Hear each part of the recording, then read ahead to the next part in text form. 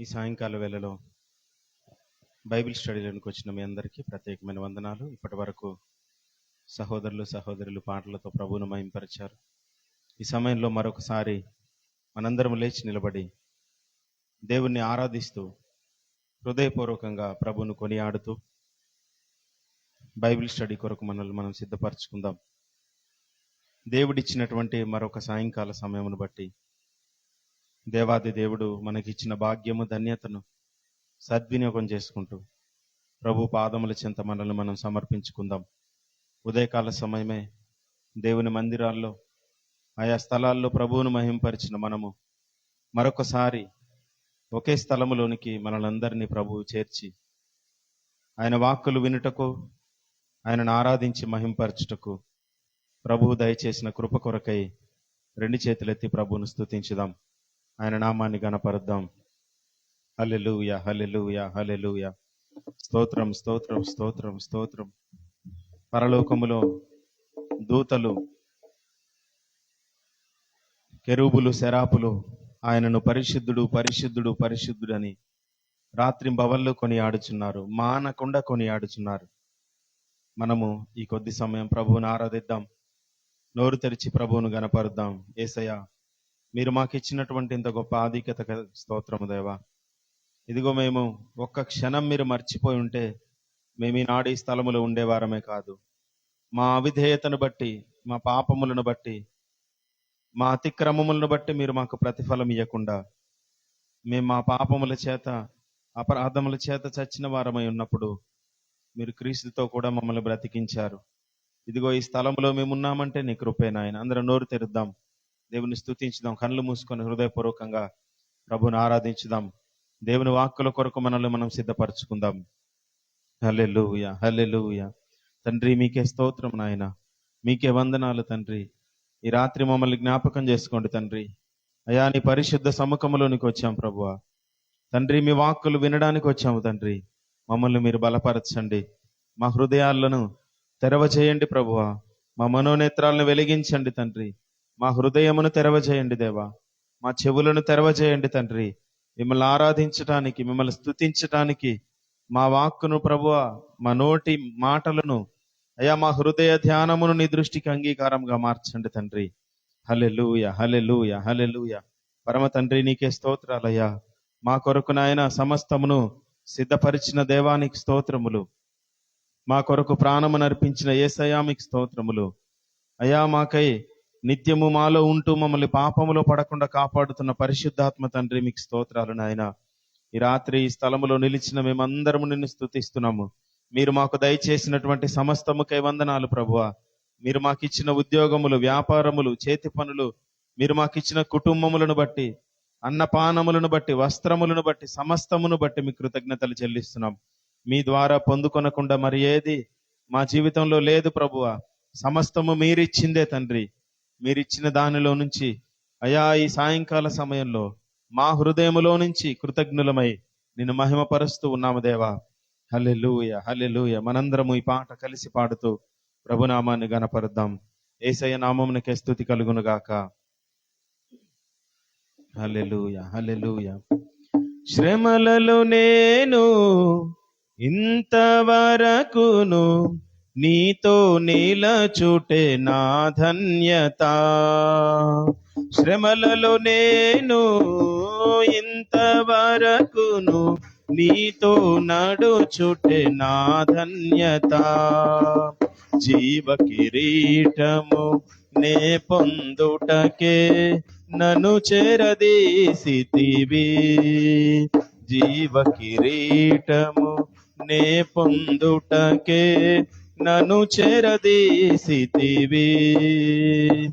ఇది ఏ ధన్యత, ఇది ఏ ధన్యత, ఇది నా ధన్యత.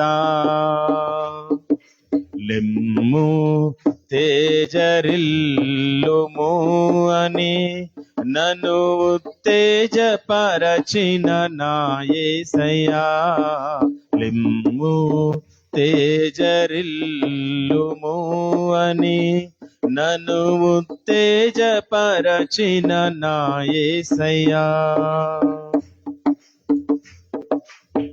ఉన్నత పిలుపును నిర్లక్ష్యపరచక నీతో నడచుటే. ఉన్నత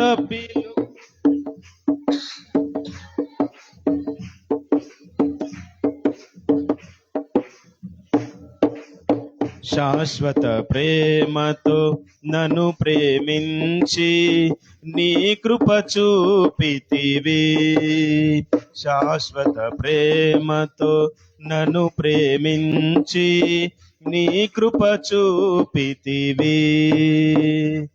ఇది ఏ భాగ్యము, ఇది ఏ భాగ్యము, ఇది ఏ నా భాగ్యము. లెమ్ము తేజరిల్లుము అని నన్ను ఉత్తేజపరచిన నా యేసయ్యా. లెమ్ము తేజరిల్లుము అని నన్ను ఉత్తేజపరచిన నా యేసయ్యా. తేజోవాసుల స్వాస్థ్యము నేను అనుభవించుటే నా దర్శనము. తేజోవాసుల స్వాస్థ్యము నేను అనుభవించుటే నా దర్శనము. తేజోమయమైన శాలెము నగరిలో నిన్ను చూచి తరింతునే. తేజోమయమైన శాలెము నగరిలో నిన్ను చూచి తరింతునే. ఇది ఏ దర్శనము, ఇది ఏ దర్శనము, ఇది ఏ నా దర్శనము. లిమ్ము తేజరిల్లుము అని నన్ను ఉత్తేజపరచిన నా యేసయ్యా. లిమ్ము తేజరిల్లుము అని నన్ను ఉత్తేజపరచిన నా యేసయ్యా. నిన్నే స్మరించుకొనుచు నీ సాక్షిగా ప్రకాశించుచు రాజాధిరాజువని ప్రభువుల ప్రభువని నిన్ను వేనోళ్ళ ప్రకటించేదా. నిన్నే స్మరించుకొనుచు నీ సాక్షిగా ప్రకాశించుచు రాజాధిరాజువని ప్రభువుల ప్రభువని నిన్ను వేనోళ్ళ ప్రకటించేదా. లెమ్ము తేజరిల్లుము అని నన్ను ఉత్తేజపరచిన నా యేసయ్యా. లెమ్ము తేజరిల్లుము అని నన్ను ఉత్తేజపరచిన నా యేసయ్యా. యేసయ్యా, మీకే కృతజ్ఞతాస్తుతులు వందనాలు చెల్లిస్తున్నామయ్యా. ఒకానొక స్థితిలో చీకటిలో పాపములో అంధకార క్రియల చేత అపవాది శక్తుల చేత పీడింపబడుతున్న మమ్ములను, లోక పాప బంధకాలలో ఉన్న మమ్ములను నీ ప్రేమ చేత, నీ ఓరిమి చేత, నీ దయా కరుణ చేత మమ్మల్ని రక్షించుకొని మా అపరాధముల చేత మేము చితికిన స్థితిలో ఉన్నప్పుడు నీ కృప ప్రేమ మమ్మల్ని బ్రతికించిందయ్యా. ఈ రాత్రి అటువంటి గొప్ప కార్యములు మీరు మా జీవితంలో చేసినందుకు నిన్ను హృదయమారా ఘనపరుస్తున్నాము తండ్రి. మీరు మాకు దయచేసిన రక్షణకై స్తోత్రం. అందరం చెప్దామా? యేసయ్యా, మీరు మాకిచ్చిన రక్షణకై స్తోత్రములు, మీరు మాకిచ్చిన రక్షణకై స్తోత్రములు నాయన. మమ్మల్ని తండ్రి అయా పరలోక వారసులను చేసినందుకు అయా, మీరు మమ్మల్ని మీతో సమాధాన పరిచినందుకు నీకు స్తోత్రాలు దేవా. ఈ రాత్రి నీ వాక్కులు వినడానికి ఈ స్థలములోనికి చేరి కూడి ఉన్నాం ప్రభువా. మమ్మల్ని అందరినీ ఒక్కసారి మీరు మీ ఆత్మచేత ముద్రించండి. మమ్మల్ని అందరినీ ఒక్కసారి తాకండి ప్రభువా. నీ వాక్కులు వినగలిగే చెవులు దయచేయండి తండ్రి. అయా, మా మనోనేత్రాలు వెలిగించండి దేవా. హల్లెలూయా, హల్లెలూయా. ప్రభువుని అడుగుతూ ప్రార్థన పూర్వకంగా దేవుని వాక్యం కొరకు మనల్ని మనం సిద్ధపరచుకుందాం. పరిశుద్ధుడైన తండ్రి, మహోన్నతుడైన గొప్ప దేవ, ఈ రాత్రి స్థలములో ఉన్న మమ్మల్ని మరొక మారు జ్ఞాపకం చేసుకోండి తండ్రి. మీరు నాయన తరములలోను యుగములలోను మరుగు చేయబడిన అనేక సంగతులను భక్తులకు తెలియజేస్తూ వాటిని ధ్యానించడానికి ఈ రాత్రి మమ్మల్ని స్థలంలోనికి నడిపించినందుకే స్తోత్రం. దైవజనులను ఇప్పటికే మీరు సిద్ధపరిచారు. వారి హృదయంలో ఉంచిన ప్రతి మాటను, వారి హృదయ భారమును తండ్రి, ఈ ఎఫెసీ పత్రికలో ఏ ఉద్దేశముతో అయితే పౌలు గారి ద్వారా మీరు రాయించారో ఆ ఉద్దేశమంతయు ఈ రాత్రి మేము తెలుసుకొనుటకు మీరు మాకు లోతైన ఉపదేశమును అనుగ్రహించండి. పరలోకము నుంచి నీ వాక్కును విడుదల చేయండి ప్రభువా. నీ మాటలు వింటుండగానే మాలో నూతనమైన జీవము కలుగునుగాక, వెలుగు కలుగునుగాక. మీ వాక్కులకు లోబడుతూ నీ వాక్య ప్రకారం జీవించే వారముగా, వాక్య ప్రకారం ప్రవర్తించే వారంగా ఉండడానికి మీ సహాయం మాకు దయచేయమని పరిశుద్ధాత్మ తండ్రి మమ్మల్ని అందరినీ మీ చేతులకు అప్పగిస్తూ మీరే ఈ స్థలం అంతటిని మరొకసారి అభిషేకించి మీరే అధ్యక్షత వహించమని యేసయ్య అతి పరిశుద్ధ నామంలో ఈ స్తుతి ఆరాధన ప్రార్థన మీకు సమర్పిస్తున్నాము తండ్రి. ఆమెన్. అందరం కూర్చుందాం. సెల్ ఫోన్స్ అందరూ మ్యూట్లో ఉంచండి. ఇంకా ఎవరైనా బయటికి వెళ్ళవలసి ఉంటే ముందే వెళ్ళిరండి. ఇక మీదట వాక్యం చెప్తున్నప్పుడు బయటికి లోపలికి తిరగకుండా దేవుని వాక్యాన్ని శ్రద్ధగా వినే ప్రయత్నం చేద్దాం.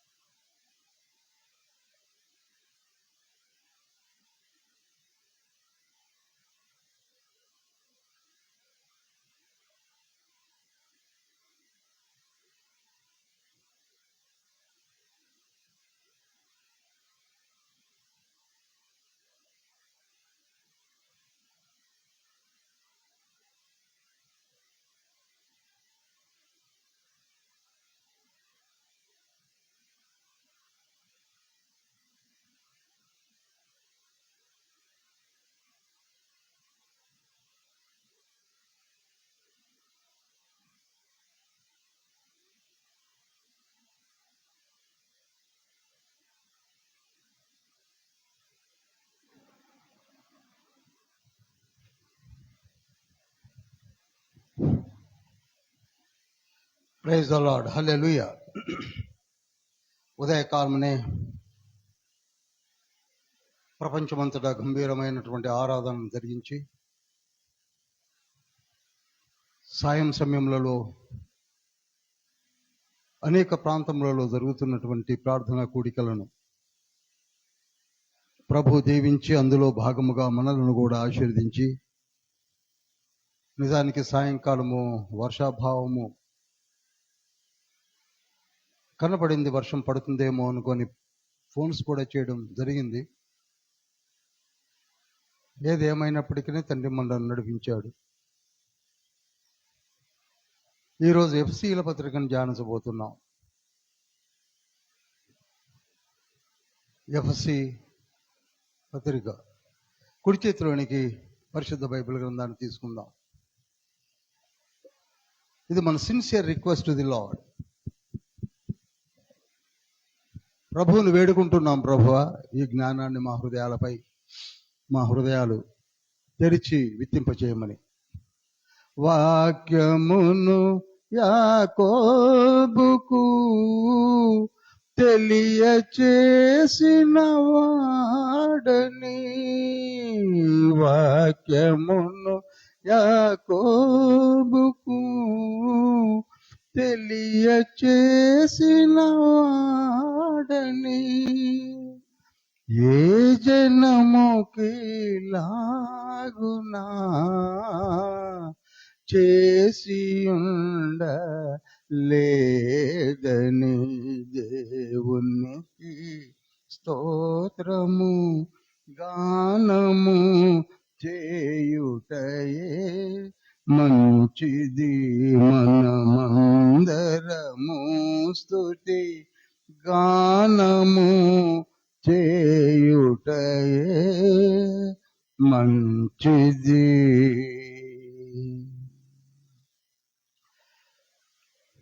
అత్యంత కృపా కటాక్షములు కలిగినటువంటి గొప్ప దేవ, జగతుత్పత్తి మొదలుకునే నేటి వరకు కూడా మీ కార్యములను జరిగిస్తూ మీ బిడ్డలమైన మేము అందులో భాగముగా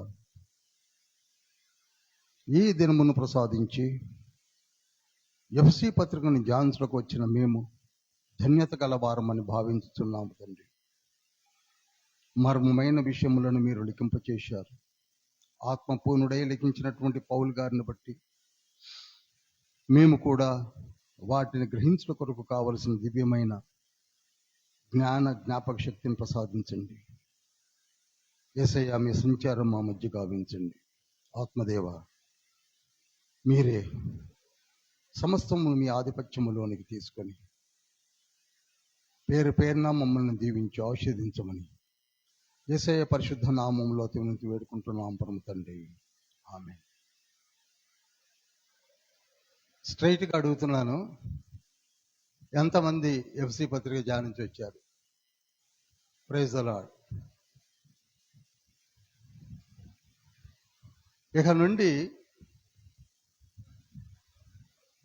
ఒక చిన్ని ఏర్పాట్లు చేయాలని అనుకుంటున్నది ఏమిటంటే, పుస్తకం అయిపోయిన తర్వాత మన మధ్యలో ఉన్నటువంటి పాస్టర్ గారు మరియు డివిజనల్ సెక్రటరీ గారు వీళ్ళిరువురు కలిసి every month first week off the month గడిచిన పుస్తకంలోని ప్రశ్నలు అడుగుతారు. మీరు చెప్పాల్సి ఉంటుంది. వారు ఏ లైన్లో అడుగుతారో, తండ్రి వారికి ఏ లైన్లో అడగాలని చెప్తాడో ఆ లైన్లో అడుగుతుంటారు. ఫర్ ఎగ్జాంపుల్, గలతీ పత్రిక మనం ధ్యానించాము. గలతీ పత్రికను ఎవరు రాశారు, ఎప్పుడు రాశారు, ఏ కాలంలో రాశారని అడగొచ్చు. అసలు గలతీ పట్టణం ఎక్కడుందని అడగొచ్చు. గలతీ పట్టణంలో ఎన్ని అధ్యాయాలు ఉన్నాయని అడగొచ్చు. ఆ అధ్యాయాల్లో పలానా అధ్యాయంలో ఏముందని అడగొచ్చు. ఎందుకంటున్నాను అనగా, ఈ స్టడీలో ఏదో కొంత మనం నేర్చుకోకపోతే ఆల్మోస్ట్ ఆల్ ఎండ్కి వచ్చేసాం. మనం సార్థకత ఉండదు అనే నా ఉద్దేశం. వింటూ కూర్చుంటే సుఖం లేదు.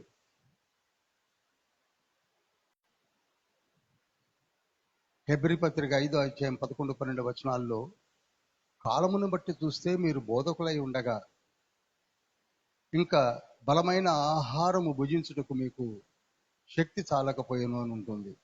ఎంతకాలం వింటున్నాం. మన మధ్యలో చాలా మంది పాస్టర్స్ ఉన్నారు, బోధకులు ఉన్నారు, చక్కటి ప్రైజ్ అండ్ వర్షిప్ చేస్తున్నారు, సంఘాలను కడుతున్నారు, సంఘాలు సంచరిస్తున్నారు. కమాండ్ మీకు కావాలి అంటే జ్ఞానం కావాలి. హోషే గ్రంథం 4వ అధ్యాయం 6వ వచనంలో, నా జనులు జ్ఞానము లేకయే, మనం నశించడానికి కారణం జ్ఞానం లేకపోవడం. అదే మాట తన జనాంగమైనటువంటి యూదులు ఇజ్రాయేలుతో కూడా యెషయా ప్రవక్త అంటాడు. యెషయా గ్రంథం 5వ అధ్యాయం 13వ వచనంలో, ఈ జ్ఞానము లేకయే మీరేమయ్యారట?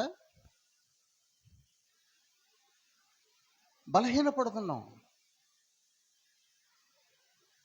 ఎంత కష్టపడి మరి వచ్చిన మనము నేర్చుకోవాలి.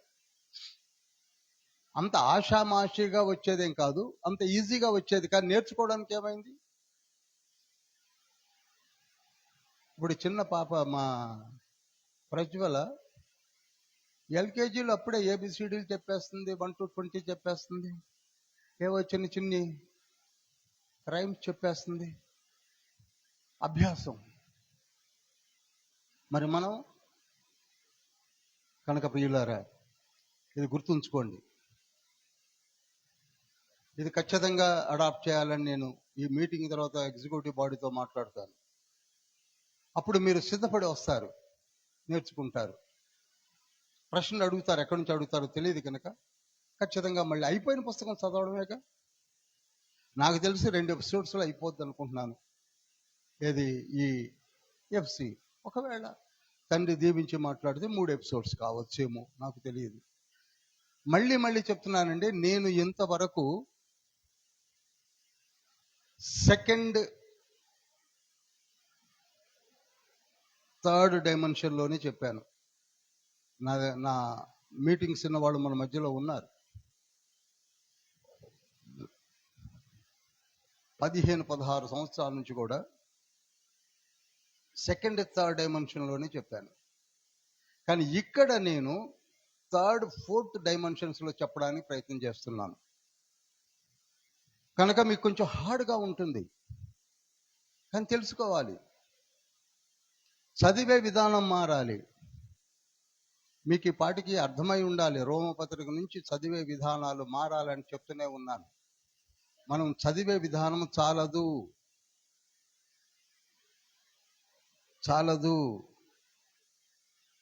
ఎగ్జాంపుల్స్తో సహా చెప్తున్నాను. మనకి దొరికిన వచనములో చాలా లోతైన విషయాలను ఆస్వాదించే శక్తి మనకు కావాలి.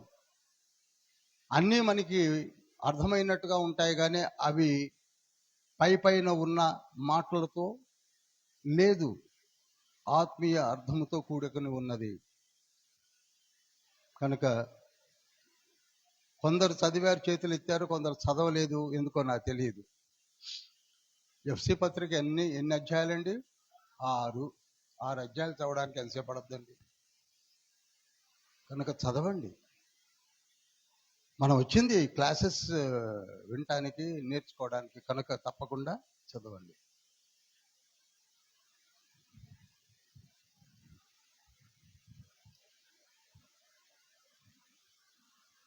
అసలు ఎఫ్సి పట్టణం ఎక్కడుందో మ్యాప్లో మీరు ఐడెంటిఫై చేయగలరా? 4వ మ్యాప్లో ఉంటుంది. ఒకసారి చూసి చేయలేపుతారా? చూడు, అక్కడి నుంచి నేర్పాల్సి వస్తుంది. మీరు చదివేటప్పుడే పత్రికను ఎఫ్సి పట్టణం ఎక్కడుందో చూడాలి. Very good. కనపడిందా? కనపడిన వాళ్ళు చేయలేపాలి. ఎస్, ఇంకా కొందరు కనపడలేదు. ఎందుకంటున్నాననగా, ఈ ఎఫ్ఎస్సి పట్టణము టర్కీకి కింద ప్రాంతంలో ఉన్నటువంటి ఒక మంచి ప్రముఖ పట్టణము ఎఫ్ఎస్సి.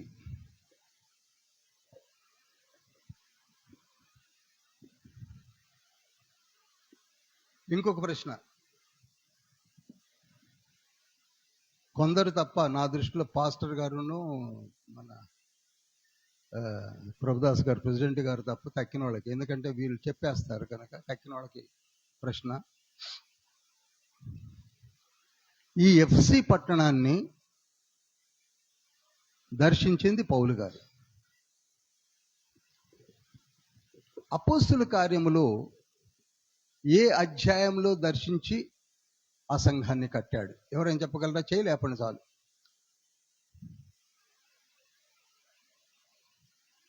చూశారా?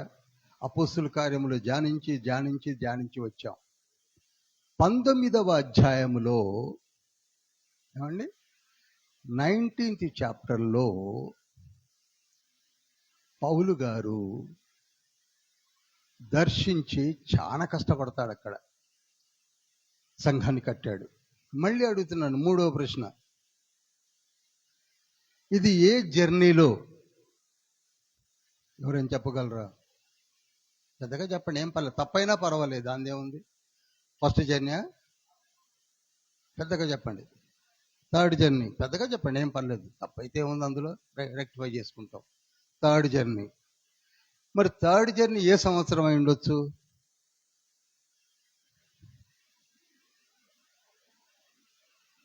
క్రీస్తు శకము 52. చెప్పండి. అసలు మీరు బయటికి వెళుతున్నారంటే గజగజలు ఆడాలండి సంఘాలు. అమ్మో, పలానా పాస్టర్ అమ్మ వస్తుంది, పలానా పాస్టర్ గారు వస్తున్నారంటే మామూలు ఉండదని. ఎలా వింటా కూర్చుంటే ఎలా అండి? మిమ్ములని ఎలా చాకులాగా చేసి వదలాలని కదా. అందుకే అంటాడు 2 తిమోతి పత్రిక 2వ అధ్యాయం 2వ వచనంలో ఏమంటున్నాడు? అర్హత కలిగిన వారిని లేవనెత్తి ఎలా వాడమన్నాడు? అద్భుతంగా. ఏమండి? మరి మీరు ఎలా ఉండాలి? అసలు ఫలానా బైబిల్ స్టూడెంట్ వస్తున్నాడు అంటే గడగడలాడిపోవాలి, అలా తయారవ్వాలి.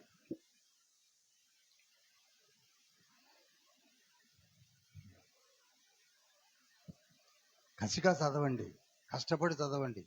చిన్న బిడ్డలను చూస్తే నాకు ఈరోజు మా చిన్న పాపను కాసేపు 15 నిమిషాలే చూసినప్పుడు నాకే ఆశ్చర్యం వేసింది. చిన్న చిన్న మా పద్యాలని, హిమ్స్ని అలవోకగా చెప్పేస్తున్నారు, నోరు తిరగని స్థితిలో ఉండి. మరి మనము కనుక ప్రియులారా, సాధిస్తే సాధ్యం కానిది ఏది లేదు. We are not having interest. ఒకే మాట చెప్పగలను, బోధిస్తున్నాం. అరే పలానా ఆయన బోధకు వస్తున్నాడంటే అసలు అలర్ట్ అయిపోవాలి అందరూ. అరే ఏం చెప్తున్నాడు, ఎక్కడి నుంచి చెప్తున్నాడు, ఈ ఈ వచనము బైబిల్లో ఉందా అన్నట్టుగా ఉండాలి. ఎఫ్సీలు రాసిన పత్రికను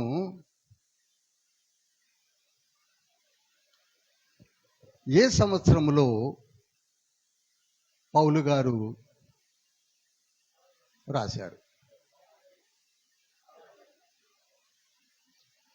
61. Very good. 61లో పౌలు గారు ఎక్కడి నుండి రాశారు? మీరు కాదని చెప్పాను కదండి. పాస్టర్ గారు ప్రెసిడెంట్ గారిని ఎగ్జామ్షన్ ఇవ్వమన్నాను. చెప్పాలి. వినపడిన వాళ్ళు కాపీ కొట్టచ్చు, వినపడనోళ్ళు ఎక్కడి నుంచి. అందుకే చదువుకొని వస్తారు. ఇలా ఇలా నెక్స్ట్ వీక్ నుంచి ప్రెసిడెంట్ గారు, డివోషనల్ సెక్రటరీ గారు, పాస్టర్ గారు మీరు ప్రిపేర్ అవ్వాల్సిందే, ప్రిపేర్ చేయాల్సిందే. 1 monthలో ఫస్ట్ వీక్ అండి మీ చేతికి అప్పచెప్పడమే హోల్ క్లాస్ని. 61, 62 2 సంవత్సరాలు కూడా ఆయన రోమ్ జైల్లో ఉంటాడు. ఎక్కడ ఉంటాడు చెప్పాలి? చెరలో, జైల్లో. జైల్లో నుండి రాస్తున్నాడండి, జైలులో నుండి రాస్తున్నాడు.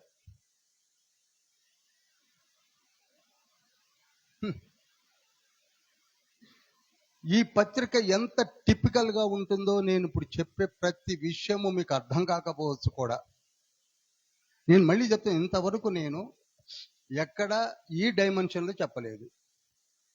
ఎందుకంటే అది కొంచెం కష్టం కూడా అని వదిలేసేవాడిని. ఎప్పుడు 2nd, 3rd డైమెన్షన్ వరకు అట్లా అట్లా అని వదిలేసేవాడిని. ఎందుకంటే ఇప్పుడైనా మీకు అర్థమవుతుంది అనే విషయం నాకు తెలియకపోయినా నెక్స్ట్ వీక్లో వీళ్ళు అడుగుతారు అని మీరు చదువుతారనే ఉద్దేశంతో నేను చెప్పడానికి ప్రయత్నం చేస్తున్నాను. అయినా చెప్తాను. ఎక్కడి నుంచి రాశారండి ఇది? ఏ సంవత్సరం నుండి? 61లో. అసలు పౌలు గారు రాసిన పత్రికలు ఏంటండి? వెరీ గుడ్, చాలా షార్ప్గా ఉన్నారు. 14 పత్రికల్లో ఎన్ని పత్రికలు జైల్లో నుండి రాశాడండి? ఇది కష్టం అనుకుంటా. మీరిద్దరు తప్ప అన్నాను. 4 తప్పు. ఎవరో చేయలు చెప్తున్నారు 4 అనే తప్పు. చెప్పాలి గబగబ గబగబ గబగబ. 6 పత్రికలు కరెక్ట్. కాటయ్య బాబు అప్పుడప్పుడు వచ్చినా కానీ షార్ప్గా ఉన్నాడు. ఎన్ని పత్రికలు అండి? 6 పత్రికలు ఏవో చెప్పగలరా కాటయ్య బాబు గారు? చూడండి, ఎఫ్సీలు రాసిన పత్రిక, ఫిలిప్పీ పత్రిక, ప్రయత్నం చేస్తుంది సరితమ్మ, కొలస్సీ పత్రిక, ఇంకోటి చెప్తున్నాను, ఫిలోమోన్ పత్రిక, హెబ్రీ పత్రిక 5. 6వది ఏంటి? యాకోబు రాసింది యాకోబు కదండి. మార్కులన్నీ కట్ అయిపోతాయి.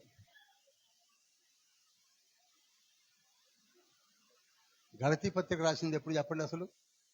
51లో. 51లో ఆయన హాయిగా బయట తిరుగుతున్నాడండి.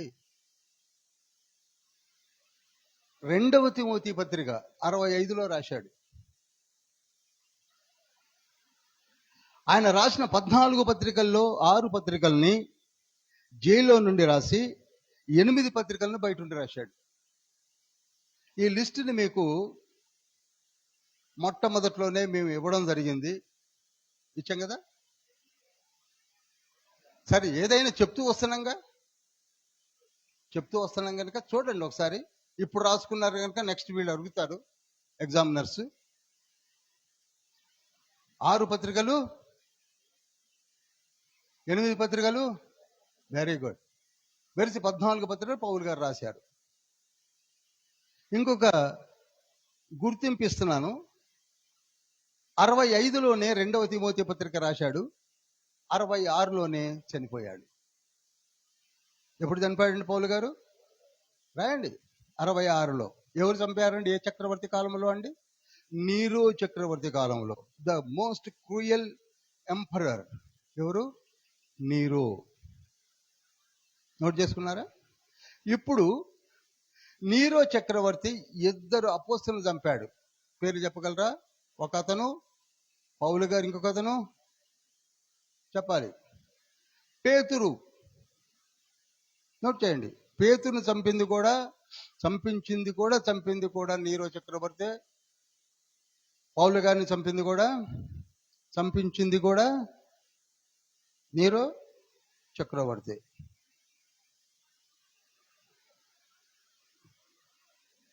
అందుకే 2వ తిమోతి పత్రికలో ఆయన చనిపోతున్నాను అని క్లియర్గా మెన్షన్ చేస్తూ రాశాడు. మిస్టర్ తిమోతి, నేను చనిపోవడానికి సిద్ధపడ్డాను. పానార్పణముగా నా విశ్వాసమును మీకు అన్ని బాగా తెలుసు. అనగా ఇక నేను చనిపోతానని ముందుగానే 65లో రాసి 66లో చనిపోయాడు. అంత గొప్ప దైవజనుని పుస్తకాన్ని మనం ధ్యానించబోతున్నాం. హల్లెలూయా. ఇదంతా ఉపోద్ఘాతమే. రేపటి దినాన్ని మిమ్మల్ని అడుగుతారండి. నేను చెప్తాను, first week off the month ఇక నుంచి టైం టేబుల్ మారుతుంది. ప్రశ్నలు, తర్వాత చిన్న చిన్న ప్రైజెస్ కూడా అనౌన్స్ చేయాలని అనుకుంటున్నాను. చూద్దాం కమిటీ ఏముంటుందో. ఎందుకంటే ఊరికి అంటే ఏం బాగుంటుందండి, ఫస్ట్ సెకండ్ థర్డ్ పెడదాం.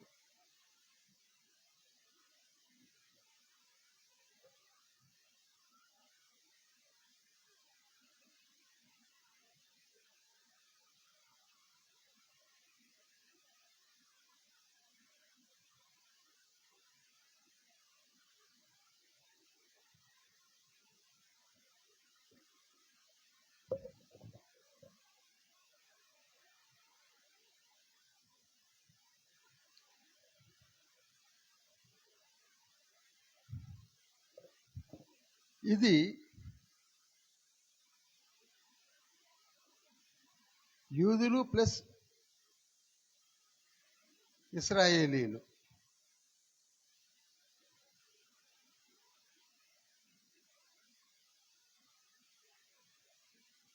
ప్రాంతం.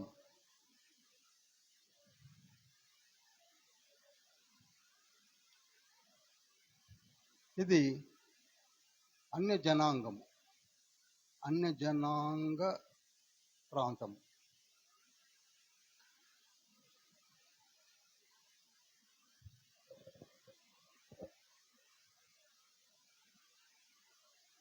ఇప్పుడు నేను ప్రపంచాన్ని 2 భాగాలు చేశాను.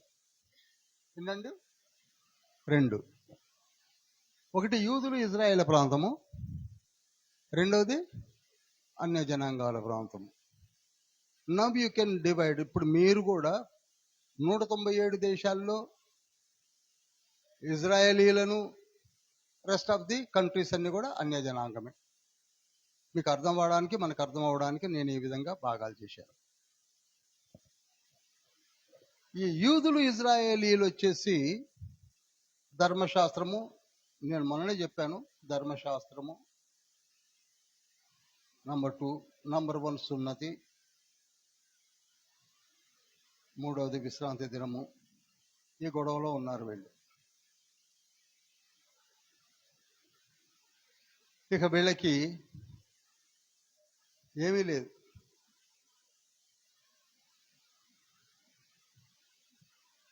వీళ్ళు ఏమనుకుంటున్నారంటే వీరి కొరకే అన్నీ ఉన్నాయేమో అనుకొని వీళ్ళ జీవితాలు వీళ్ళు జీవిస్తున్నారు.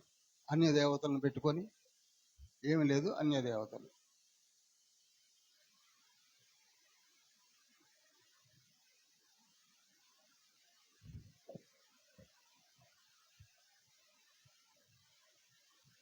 ఈ టైంలో 4000 ఇయర్స్ తర్వాత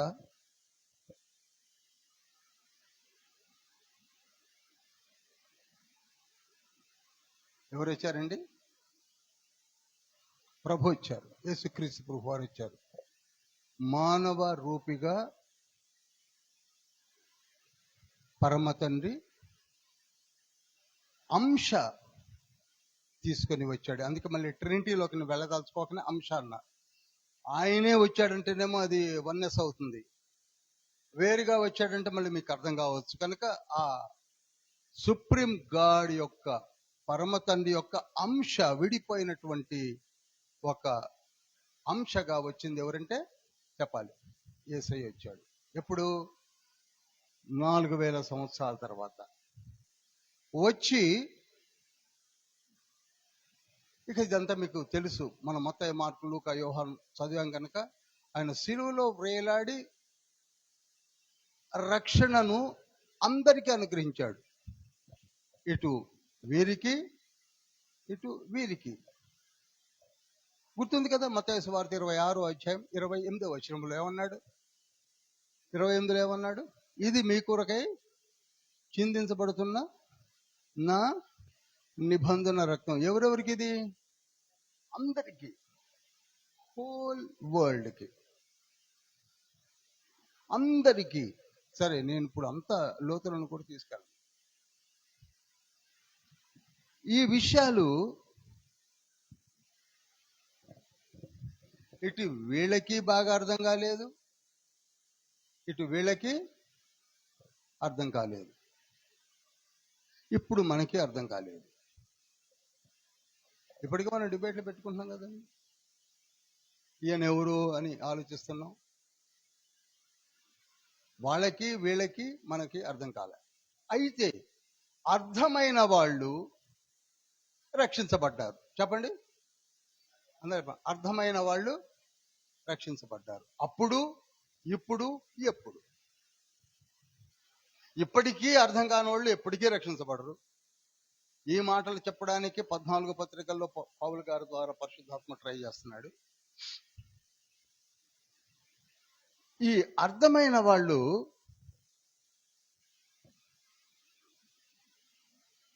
యేసయ్య చెంతకు వచ్చేశారు. ఐఎస్ఆర్ అంటే ఇజ్రాయేలీలు, యూదులు.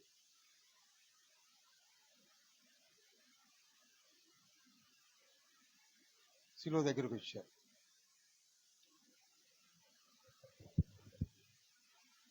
ఈ అర్థం కానోళ్ళు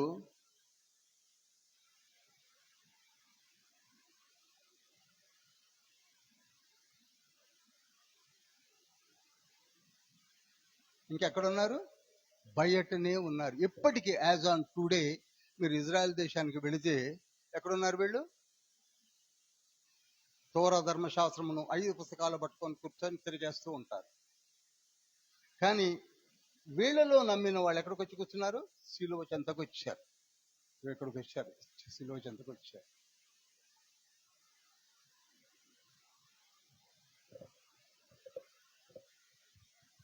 మీకు ప్రకటన గ్రంథంలో స్పష్టంగా ఎక్స్ప్లెయిన్ చేస్తాను నేను మీకు. నమ్మిన వాళ్ళు, నమ్మని వాళ్ళు. నమ్మని వాళ్ళంతానేమో 12వ అధ్యాయంలో కనపడతారు, ప్రకటన గ్రంథం 12వ అధ్యాయంలో.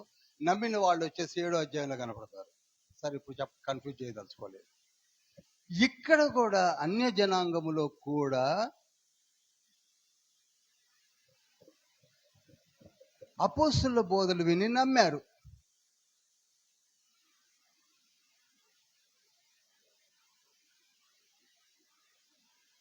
అన్యజనులు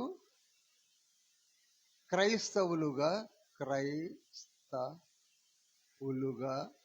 తప్పులుంటే క్షమించండి, మారారు.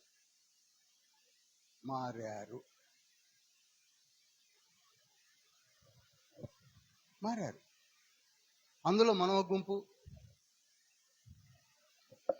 ఈ మొట్టమొదటిగా అన్య జనాంగము మారింది ఎక్కడనగా అపోస్తుల కార్యములు 11వ అధ్యాయం 26వ వచనములో. అంతియొకయలో మొట్టమొదటిగా క్రైస్తవులుగా, అంతియొకయ అంటే సిరియాలో, అంతకుముందు ఒక యెరూషలేములోనే మారుతూ వస్తున్నారు. ఇప్పుడు సిరియాకి వెళ్ళింది, సిరియా నుంచి కొంచెం పైకి వెళ్ళింది, మధ్య ఆసియా ప్రాంతానికి వెళ్ళింది, అలా అలా అలా అలా రోము దాకా వెళ్ళింది. అర్థమవుతుందండి? అర్థమవుతుందా? మీరు చాలా మంది చెప్పాలి, ఇక్కడ మన దగ్గర అందరూ టీచర్స్ అవుతారు, నాకు నమ్మకం ఉంది.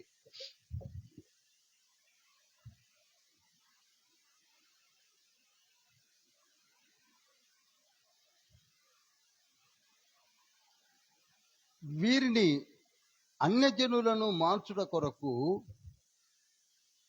అపోస్తులు ఎవరనగా పౌలు. తండ్రి ఏర్పరచుకుంది ఎవరినండి? పౌలు. ఈ యూదులను మార్చడానికి ఏర్పరచుకుంది ఎవరినంటే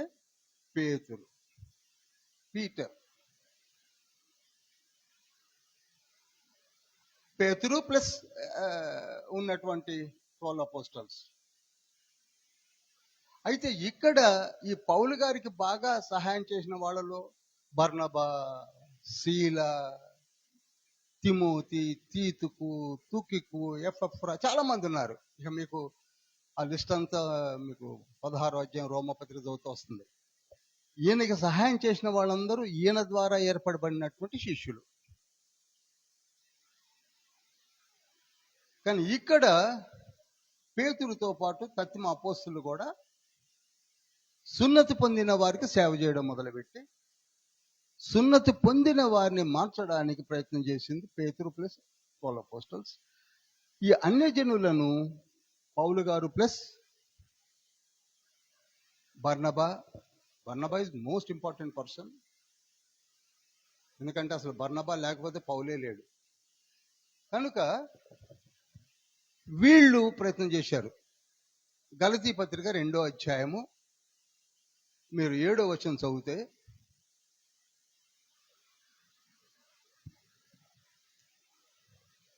అయితే సున్నతి పొందిన వారికి బోధించుటకై సువార్త పేతురుకు ఎలాగూ అప్పగింపబడెనో అలాగూ సున్నతి పొందని వారికి బోధించుటకై నాకు అప్పగింపబడినని వారు చూచినప్పుడు, నాకు అనగా పౌలు ఆ పత్రికను రాస్తున్నాడు, ఆయన నాకు అన్నాడు. చూచినప్పుడు వాళ్ళు కుడి చేతినిచ్చి ఎంకరేజ్ చేశారు. మీరు కూడా ఎవరైనా సరే బోధించే వాళ్ళు కనపడితే ఎంకరేజ్ చేయండి, డిస్కరేజ్ చేయకండి. అయితే తొందరపడితే కష్టము. దాదాపుగా తొందరపడకుండా ఎదగడానికి మనము ప్రయత్నం చేయాలి. ఇంతవరకు మీకు అర్థమైన ఒకసారి చేయలే హలోడి చెప్తారా?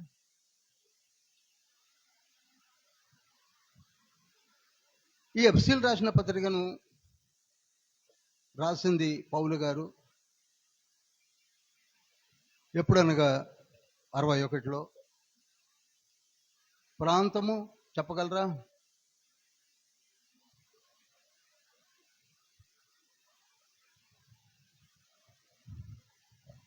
జైల్లో నుంచి రాశాడు. అసలు ఎఫ్సీలంత మూర్ఖులు ఎక్కడ కనపడరండి మీకు. ఇది కూడా రాయాలి. 1 కొరింథీ పత్రిక 15వ అధ్యాయము 32వ వచనం చదువుతారా? మనుష్యరీతిగా నేను ఎఫెసులో మృగములతో పోరాడిన ఎడల నాకు లాభమేమి? చూడండి, ఎఫెసులో ఉన్న వాళ్ళందరూ మృగ సమానులు అని మెన్షన్ చేస్తున్నాడు. మృగములతో నేను పోరాడిన ఉపయోగం ఏముంది? ఫెడప్ అయిపోయాడండి. ఒక్కోసారి మనం చూసారా, ఫెడప్ అయిపోతుంటాం. మనం ఎన్ని చెప్పినా వినని వాళ్ళు ఉన్నప్పుడు ఏమవుతాం? ఫెడప్ అయిపోతాం. ఎందుకట? చదవండి, కంటిన్యూ చేయండి. ఎందుకట? మృతులు లేపబడని ఎడల ఉమ్, రేపు చనిపోదుము గనుక తిందము త్రాగుదము. ఉమ్, మోసపోకుడి, ఉమ్. దుష్ట సాంగత్యము మంచి నడవడిని చెడుపును. అది ఎంతసేపు తిందాం తాగుదాం చచ్చిపోదాం. ఇప్పుడు లేరా, ఉన్నారు. వాళ్ళే మారంది, మారని బ్యాచ్ అంటాం. తెలంగాణ భాషలో మారని మంద అనొచ్చు. వాళ్ళు మారరు.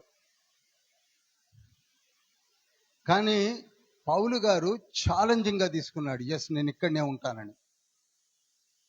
పౌలు గారు ఏం చేశారు? నేను ఎఫెస్సులోనే ఉంటా. ఎఫెస్సులో 2 సంవత్సరాలు ఉంటాడు. ఎన్ని సంవత్సరాలు? అందుకే మీరు అపొస్తలుల కార్యములు 19 అధ్యాయం క్షుణ్ణంగా చదవాలి, ఒకే అధ్యాయం. ఎఫెస్సులోనే ఉంటా, ఉండి సంఘాన్ని కడతానని చాలా చాలా కష్టపడ్డాడు. ఆ మాటలను కూడా 1 కొరింథీ పత్రిక 16 అధ్యాయం 9 వచనంలో లిఖింపజేశాడు. జస్ట్ నోట్ చేయండి, చదవనక్కర్లా. 16:9లో ఇక్కడ నాకు కొంచెం సమయం దొరికింది, నన్ను ఎదిరించేవారు అనేకులు ఉన్నప్పటికీ నేను ఇక్కడనే ఉంటానంటున్నాడు. ఉండి సంఘాన్ని కట్టాడు. నిజానికి చెప్పాలంటే ఎఫెస్లో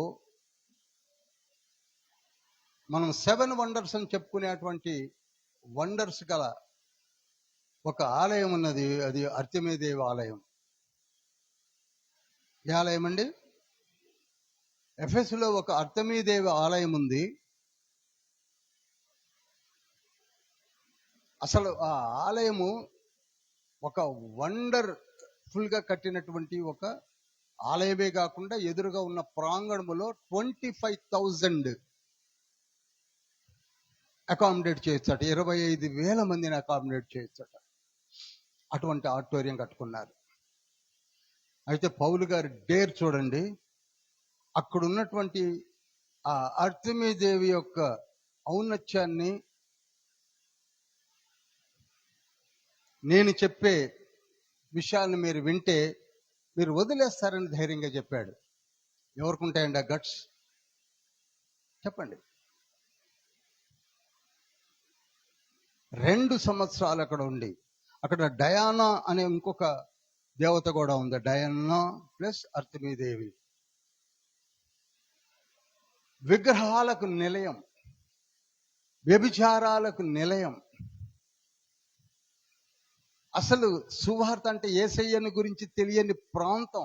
ఇప్పుడు మన మధ్యలో మన యూత్ అండ్ ఎగ్జిక్యూటివ్ బాడీ అప్పుడప్పుడు ట్రాక్స్ పట్టుకొని వ్యాన్ వేసుకొని మహారాష్ట్ర చుట్టుపక్కల ప్రాంతాలపై పంచి వచ్చేవారే. అలా సువార్త పరిచర్య చేయడానికి వెళ్ళి వచ్చినట్లుగా ఈయన ఏం చేసేవాడంటే వెళ్ళి వచ్చాడం కాదు, అక్కడనే ఉండేవాడు. మారే అంతవరకు ఉండేవాడు. 2 సంవత్సరాలు అక్కడనే ఉండి నానా తన్నులు తిని, చీత్కరింపబడి, కొట్టబడి, అసలు నువ్వు ఇక్కడ ఉండొద్దు, వెళ్ళిపోమన్నా కానీ థేమేత్రి అనే ఒక కంసాలి, ప్రెసిడెంట్ ఆఫ్ కంసాలేస్ అసోసియేషన్, అతను మెంబరు, ఆయన ప్రెసిడెంట్. ఆయన అయితే అసలు కరణం ముందే నిలబెట్టేశాడు ఆయన్ని. ఆయన ధైర్యం వదలకుండా సువార్తను ప్రకటించి సంఘాన్ని కట్టాడు. హల్లెలూయా. ఇది ఇప్పుడు నేను చెప్పినంత ఈజీ కాదు, మీకు తెలుసు. కొన్ని ప్రదేశాలు ఇప్పటికైనా పోయి సువార్తను ప్రకటించి మార్చగలమా? ఆలోచించండి. అంత ఈజీ కాదు. అయితే ఆయనకున్న కృపావరములు 9 గిఫ్ట్స్ ఆపరేట్ అవుతున్నాయి. అందుకే చేతి రుమాళ్లతో, నడికట్లతో 19వ అధ్యాయం 11వ వచనం అపొస్తలుల కార్యములో ఉంటుంది. స్వస్థతలు జరుగుతున్నాయి. చేతి రుమాళ్ళతో స్వస్థతలు, ఆయన నడికట్లతో స్వస్థతలు, దెయ్యములనైతే ఉచ్చాటనతో, దెయ్యాలు అట్లా పడిపడి పారిపోవడమే, లేచి ఉరుకుతుండే. అందరూ విస్తుపోతున్నారు. ఇంతవరకు మనము దేవతలను మొక్కామే కానీ ఇటువంటి ఆశ్చర్యకరమైనటువంటి దేవుని యొక్క శక్తి ఉన్నదా? అది ఏ శక్తి, ఎవరా దేవుడు అని ఆలోచించేలా చేశాడు. చూశారా? ఎటువంటి ప్రార్థనా ధీరుడు, ఎటువంటి జ్ఞానము, ఎటువంటి ధైర్యము, ఎటువంటి చొరవ.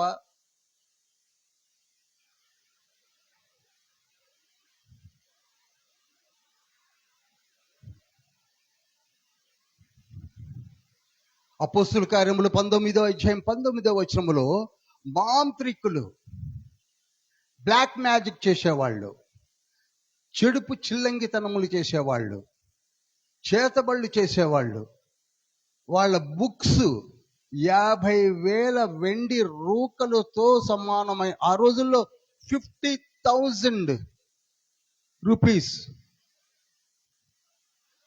లిటరేచర్ అంతా పట్టుకొచ్చి అందరూ చూస్తుండగా కాల్చి పారేశారు. ఎందుకు? వేస్ట్ ఇవి. పౌలు గారు ఉచ్చాటన చేస్తేనే పారిపోతుంటే మనం ఎందుకు వీటి మీద ప్రాక్టీస్ చేయడము? అమావాస్యని, పౌర్ణమని, నడులోతులో దిగడము, నీళ్లలో దిగడము, ఏవేవో చదవడము, ఏమీ లేదు, మన మీద పడి మేయడం తప్ప అవి ఏమీ చేయట్లేదని కాల్చి పారేశారు.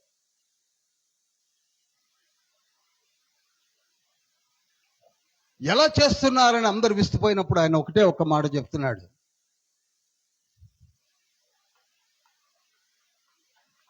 హల్లెలూయా, only with the power of lord Jesus. మీరు అనుకుంటున్నట్టుగా ఆయన మానవుడు కాదు, దైవ స్వరూపి, incarnation of most high God. ఆయన దిగి వచ్చి మనకు రక్షణను అనుగ్రహించి, రక్తమును చిందించి మనకు రక్షణను ఇచ్చి ఆయన పునరుద్ధానుడై వెళ్ళిపోయాడు. కానీ ఆయన శక్తి మనలో మన మధ్య ఉన్నది కనుక ఆ నామమునే నేను ఈ కార్యాలన్నీ చేస్తున్నా అని చెప్పాడు. విస్తుపోయారు అందరూ. అయ్యా ఇంకా చెప్పు, ఇంకా చెప్పు, ఇంకా చెప్పు. చదవండి, మీరు 19వ అధ్యాయం అర్థమవుతుంది. ఇంకా చెప్పండి, మీరు కొత్త విషయాలు చెప్తున్నారు, ఇంకా చెప్పండి. మీరు ఏ దేవతలను మొక్కవలసిన అవసరం లేదు. యేసయ్య చెంతకు రండి, రక్షణ పొందండి. Come near to the lord Jesus and have salvation.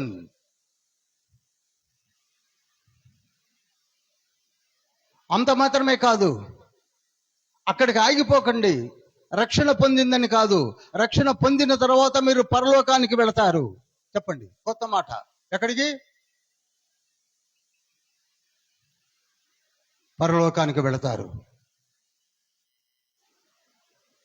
పరలోకానికి వెళతారు. పరలోకానికి వెళ్ళి ఏం చేస్తారంటే, మీ కొరకే ఏర్పాటు చేసిన ఒక నూతన లోకములోనికి వెళ్ళబోతున్నాం మనము.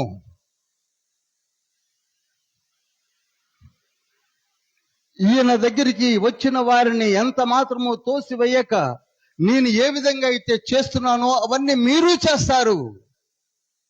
హల్లెలూయా. మీరు చేస్తారు, మీరు చేస్తారు.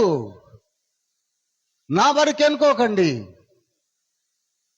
ఇవన్నీ గిఫ్ట్స్, తండ్రి ఇచ్చిన వరాలు. అప్పుడు అయ్యా మేము ఇంతవరకు తెలుసుకోలేకపోయాం. మిమ్మల్ని చూశాక అర్థమైంది ఏమిటంటే, వినూత్నమైన పద్ధతిలో యేసుక్రీస్తు ప్రభు వారిని గురించి మాకు వివరించారు. రక్షణ ఇంత సులువని మాకు తెలియదు. ఆయన దగ్గరికి వస్తే చాలు అని మీరు చెప్తున్నారు. మేము వస్తాం. వస్తే మాకేం దొరుకుతుంది? మేము ఎలా బలపడతాం? మీరు చెప్పే మాటలు మేము ఎలా నమ్మాలి? మనం అడిగినట్టుగానే వారు అడిగారు. వాటి సమాధానమే ఎఫెసీయుల పత్రిక. హల్లెలూయా. ఆ ప్రశ్నలన్నిటికీ సమాధానమే ఎఫెసీయుల పత్రిక.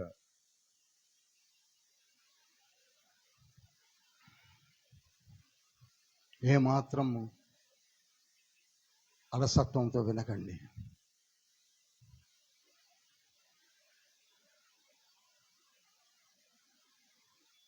రెండు భాగాలుగా విడిపోయినటువంటి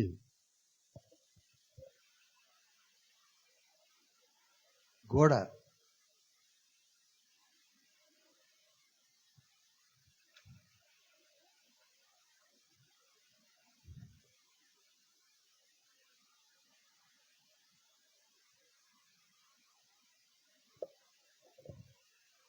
రెండు భాగాలుగా విడిపోయింది. వీరంటే వీరికి పడదు, వీరంటే వీరికి పడదు.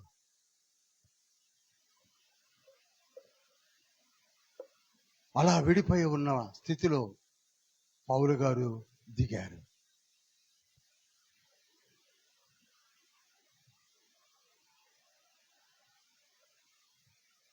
వారిని ఏ విధంగా ఒకరిగా చేశారు ఎఫ్సి పత్రికలో ఉంది.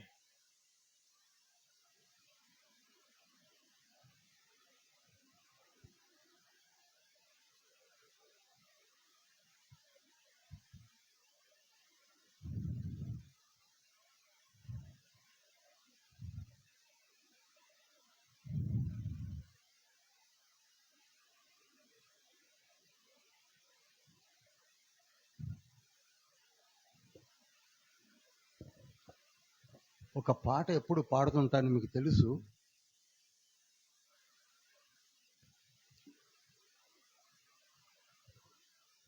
ఆ పాట అర్థము చాలా కాలం తర్వాత నాకు తెలిసింది. చూడండి. సిలువ రక్తము చేతను నిర్దేవులైన వారిని, సిలువ రక్తము చేతను. మాటలు బాగా వినండి. Not just singing the song, నా గొంతు అని కాదు. నిర్దేవులైన వారిని మధ్యపు గోడను పడగొట్టి ఐక్యపరచే దేవునితో. ఇంతవరకు అర్థమైందా? మా దేవుడే యెహోవా అని చెప్పుకుంటున్నా వీరు, మా బ్రతికేంటో మాకు తెలియదని ఉంటున్న వీరికి గోడ మిగిలిపోయింది. ఒక గోడ. వీళ్ళు దగ్గరికి వీళ్ళు పోలేకపోతున్నారు, వీళ్ళ దగ్గరికి వీళ్ళు రాలేకపోతున్నారు. అందుకే సిలువ రక్తము చేతను నిర్దేవులైన వారికి. నిర్దేవులు అంటే ఏంటి తెలుసా? దేవుడు ఏంటో తెలియని వారు. ఇదేదో పదమందు లేకండి. These people they don't know who is God actually. నిర్దేవులు. దేవుడు ఏమిటో తెలియదు, తెలిసిన నిజత్వం తెలియదు. ఏదో డయానా అనుకున్నారు, అటు మీద ఏమనుకున్నారు, ఏదో అనుకున్నారు. కానీ నిజ దేవుడు ఎవరో తెలియని స్థితిలో ఉన్నప్పుడు మధ్యపు గోడను ఏం చేశాడు? పడగొట్టాడు. ఇప్పుడు చూస్తారా, ఎఫ్సీలు రాసిన పత్రిక 2వ అధ్యాయం 14వ వచనం చదవండి.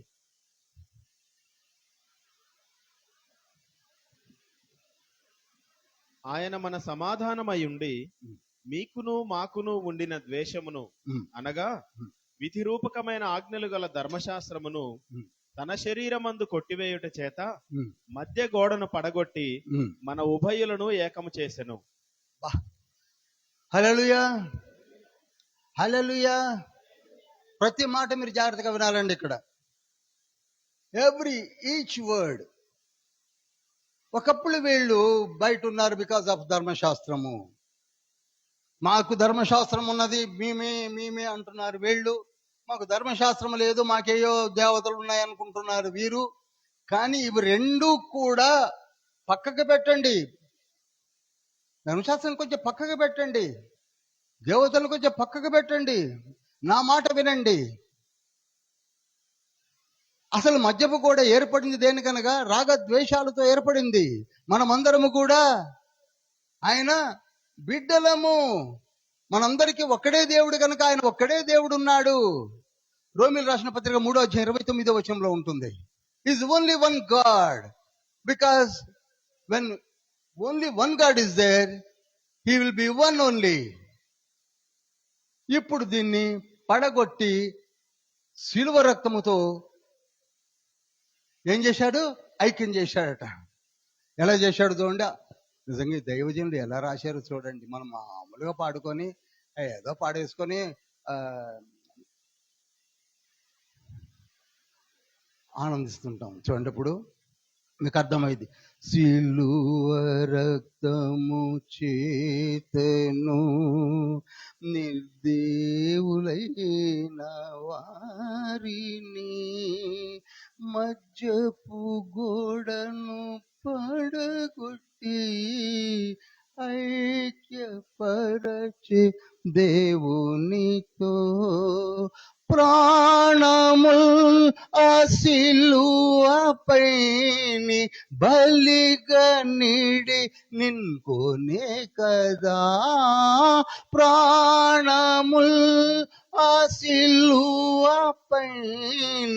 బలిగా నీడి నిన్కొనే కదా.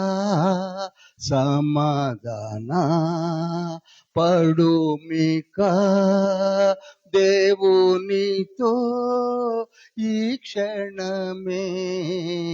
యేసు ప్రభువే నీకు రక్షణ నీచును. ఇంత గొప్ప రక్షణ నిర్లక్ష్య పెట్టకు అని పౌలు ఎఫ్ఎస్సి పట్టణస్థులతో అంటున్నాడు. Don't forget him. రక్తాన్ని చిందించి కలిపాడు. మీరు నమ్మినట్లయితే మీరు ఏం చేస్తారో అని ఎఫ్సి పత్రికలు రాయబోతున్నాడు. 2:14 వచ్చిన పాట ఇది. నమ్మినట్లయితే మనమందరము పరలోక రాజ్యములో ఉంటాము. ఇప్పటికీ నేను అదే మాట అంటున్నాను. మనమందరము నమ్మినాం. బాప్తిస్మం తీసుకొని నిజమైన మారు మనసు పొందిన వారు ఎక్కడుంటారండి? చెప్పరు? మళ్ళీ చెప్పండి. నిజంగా తీసుకుంటే ఆ మాటని ఎప్పుడు అంటాను.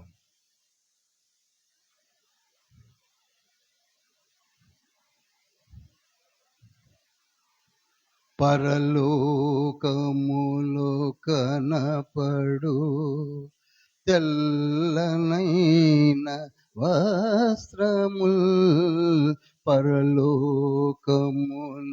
కనపడు తెల్లనైన వస్త్రముల్ ధరించుకొను సమూహము ఖర్జూర మట్టలు చేబూని. మనందరం అక్కడ ఉంటాం. ఒకసారి ప్రకటన గ్రంథం 7:9-10 చదవండి. మల్టిట్యూడ్స్.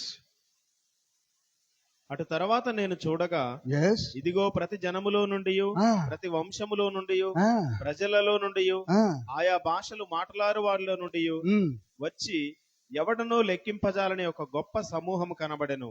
వారు తెల్లని వస్త్రములు ధరించుకున్న వారై ఖర్జూరపు మట్టలు చేత పట్టుకొని. చాలండి పాస్టర్ గారు, చూడండి. ప్రతి ప్రజలో నుండి, ఇక్కడ ఆయా జనాంగంలో ఉండి, బ్లాక్, వైట్, బ్లూ, రెడ్ అని ఏమి లేదు. చదువు, ముసలి, ముతక, చిన్న, పెద్ద ఏమి లేదు. ఖర్జూరపు మంటలు చేయబోని ఎక్కడున్నారు ఇప్పుడు? పరలోకంలో. రేపటి దినాన మనం ఎక్కడ, ఇండియాలో ఎక్కడనో, బాపూజీ నగర్ లో ఎక్కడో, పాల్మంత్లో ఎక్కడో, నూకన్ కార్నర్ లో ఉన్న మనకి ఉన్న ఆశ ఏమిటంటే, one day or other day we will be in the heaven with God, lord Jesus. Hallelujah, hallelujah, హల్లెలూయా.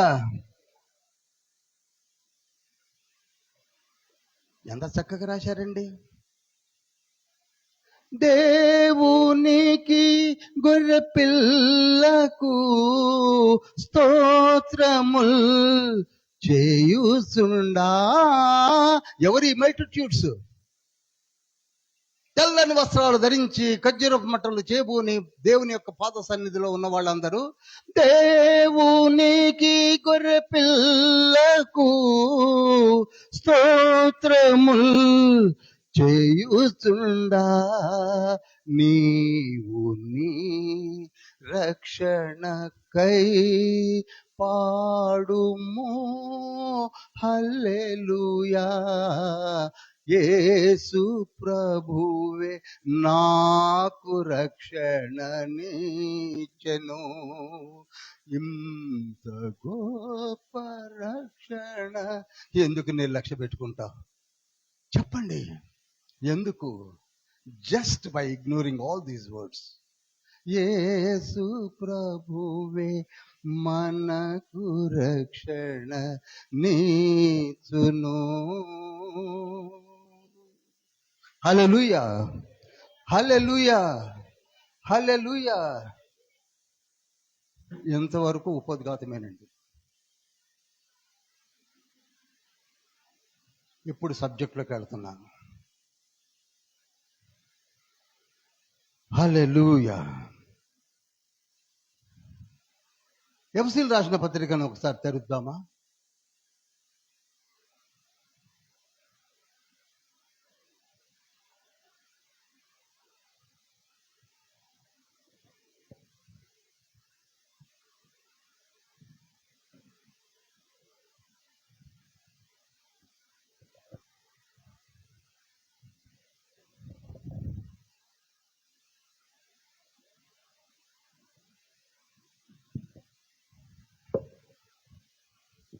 ఎఫెసీయులకు రాసిన పత్రిక 1వ అధ్యాయము 3వ వచనము. మన ప్రభు అయిన యేసుక్రీస్తు యొక్క తండ్రియగు దేవుడు స్తుతింపబడును గాక. ఆయన క్రీస్తునందు పరలోక విషయములలో ఆత్మ సంబంధమైన ప్రతి ఆశీర్వాదమును మనకు అనుగ్రహించెను. ఎట్లనగా చాలండి. తండ్రి అయిన దేవుడు స్తుతింపబడునుగాక అన్నాడు. ఏమంటున్నాడండి? తండ్రి అయిన దేవుడు స్తుతింపబడునుగాక. ఎందుకట? ఆయన క్రీస్తునందు పరలోక విషయములో ఆత్మ సంబంధమైన ప్రతి ఆశీర్వాదమును మనకు అనుగ్రహించెను. ఫస్ట్ క్వశ్చన్ ఏదైతే వీళ్ళు వేసి, ఏమండి మాకేమొస్తుంది? ఇప్పుడు మనలో కూడా అదే అడుగుతారు కదా, ఏమండి నేను మారు మనసు పొందుతాను, నాకేమొస్తుంది? నాకేమొస్తుంది చెప్పండి ముందు. ఏమొస్తుందంటే అక్కడనే ఆన్సర్ ఇచ్చాడు. చెప్పరేమండి పెద్దలు చప్పట్లు కొట్టుకుంటూ? ప్రతి ఆశీర్వాదంగా every blessings will be given to you. ఇది నిజమా అంటే మారు మనసు పొంది చూడండి. నేనైతే నిజమని చెప్తున్నాను. 28 years ఇట్స్ రియల్. ఎంత రియల్ అంటే సో రియల్. ఎంతవరకు రియల్ అంటే, ఒక వ్యక్తి వచ్చి బ్యాంక్ అకౌంట్ ఓపెన్ చేసి అందులో తనే డబ్బులు వేసి ఏటీఎం కార్డు నీ చేతికి ఇస్తే ఎలా ఉంటుంది అలా ఉంటుంది. చప్పట్లు కొట్టరేమండి? నీ ఇష్టం. ఏటీఎం కార్డు నీ దగ్గర ఉంది. పరలోకములోని ప్రతి ఆశీర్వాదము నీకు వర్తిస్తుంది. ఎప్పుడు? నువ్వు ఈ సువార్తను నమ్మి ప్రభువు పాదముల చెంతకు వచ్చి ఈయనే రక్షకుడు దేవుడని నువ్వు నమ్మినట్లయితే grants from the heaven will be given to you. ఇంతకంటే ఏం కావాలి? ఇంకో మాట చెప్తాను. బ్యాంకులో సహజంగా అకౌంట్ ఓపెన్ చేసిన వెంటనే చెక్ బుక్స్ ఇస్తారు. నీ డబ్బులను బట్టి 10 లీవ్స్ 10 లీవ్స్ రేపర్స్ కలిగినటువంటి 10 చెక్లు ఇస్తారు. కొంచెం నువ్వు 5 లక్షలు వేసేది ఉంటేనేమో ఒక 25 ఇస్తారు. నువ్వు 15 పైన వేసినట్లయితే 50 లీవ్స్ కలిగినటువంటి చెక్ బుక్ ఇస్తాడు. కానీ ఇక్కడ యేసయ్య ఇంత లావు చెక్ బుక్ ఇస్తున్నాడు. అలా చెప్పండి, అర్థమవుతుందా? నీకు అకౌంట్ ఓపెన్ చేసి దాంట్లో డబ్బులు ఇచ్చి చెక్ బుక్ ఇచ్చి పారేస్తున్నాడు. ఇక్కడ ఏటీఎంకి చెక్కి తేడా ఏంటంటే, ఏటీఎం అంటే నువ్వు పోవాలి, మిషన్లో పెట్టాలి. ఇక్కడ చెక్ బుక్ రాసి చింపి ఏ మెసెంజర్కి ఇచ్చినా పోయితే అంటే తెస్తాడు. హల్లెలూయా. పౌలు గారు అలా చేశారు. చెక్కులు రాసి తికుకి, తీతుకి, ఎఫప్రాకి, ఎఫప్రోదితికి, ఫిలోమోనికి, ఉన్సిమస్కి, ఎవరికి పడితే వాళ్ళకి చెక్కులు రాసి ఇచ్చాడు. ఇవి మనం నమ్మమంటే ఇలా చెప్పుకోము. చెప్పేవాళ్ళు ఉంటే నమ్ముతాం, మనం చెప్పుకోముగా. మీకు ఒక చిన్న హీట్ ఎక్కిపోయింది కదా. 1 అవర్ అయిందండి. ఓకే, ఒక చిన్న స్టోరీ లాగా చెప్తాను. ఒక ఆస్తిపరుడికి, మల్టీ మిలియనీర్కి భార్యాభర్తలిద్దరికి కూడా 60 ఇయర్స్ 55 ఇయర్స్ కలిగినటువంటి దంపతులకు పిల్లలు లేరు. డాక్టర్స్ చెప్పింది ఏంటంటే మీకు పిల్లలు జరగడము కష్టమని చెప్పారు. అప్పుడు ఏం చేశారంటే వీళ్ళు వెతికి ఒక బిచ్చగాళ్ళ దగ్గర ఒక పాపను చూశారు. వాళ్ళు భిక్షాటన చేస్తుంటే వాళ్ళ మధ్యలో పాప కూర్చొని ఉంది. చిన్న పాప, జస్ట్ 3 to 4 ఇయర్స్ ఉంటుంది. వాళ్ళు పోయి అన్నారు, అమ్మా, అయ్యా, ఈ పాపను మాకివ్వండి. దత్తత కాదు సుమా, దత్తత కాదు. మా ఇంట్లో మీకు దగ్గరలోనే ఉంది మా ఇల్లు, మేము పెంచుకుంటూ ఉంటాం, అన్ని విధాలా పోషిస్తూ ఉంటాం. మీరు ఎప్పుడు కావాలన్నా వచ్చి చూసుకోవచ్చు. మీ పాపను మీరు ఎప్పుడైనా చూసుకోవచ్చు. మేము ఎటువంటి ఆంక్షలు లేవు, ఎటువంటి డాక్యుమెంటేషన్ లేదు. వాళ్ళు సంతోషంగా ఉన్నాయా, మేము అడుక్కుంటున్నాం, ఆ పిల్ల కూడా అడుక్కుంటాం, అలవాటు అయిపోతుంది కనుక తీసుకెళ్ళినాను. ఆ పిల్లను తీసుకొచ్చి ఎలా పెంచి పెద్ద చేశారనగా ఇక మీకు చెప్పాల్సిన అవసరం లేదు. స్కూల్లో జాయిన్ చేసి, డ్రెస్సెస్ మార్చి, మంచి భోజనాన్ని ఇచ్చి, 18 ఏళ్ళు వచ్చేసరికి అమ్మాయి చక్కటి స్థితిలో ఎదిగి, చూస్తే ఆశ్చర్యపడేలా ఎదిగిపోయిన అమ్మాయిని తల్లిదండ్రులు చూసి ఆశ్చర్యపోయారు.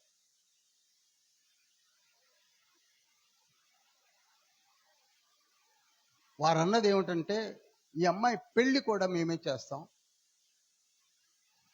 మీకు కూడా ఇష్టమైతే వచ్చి మాతో పాటు ఉండొచ్చు,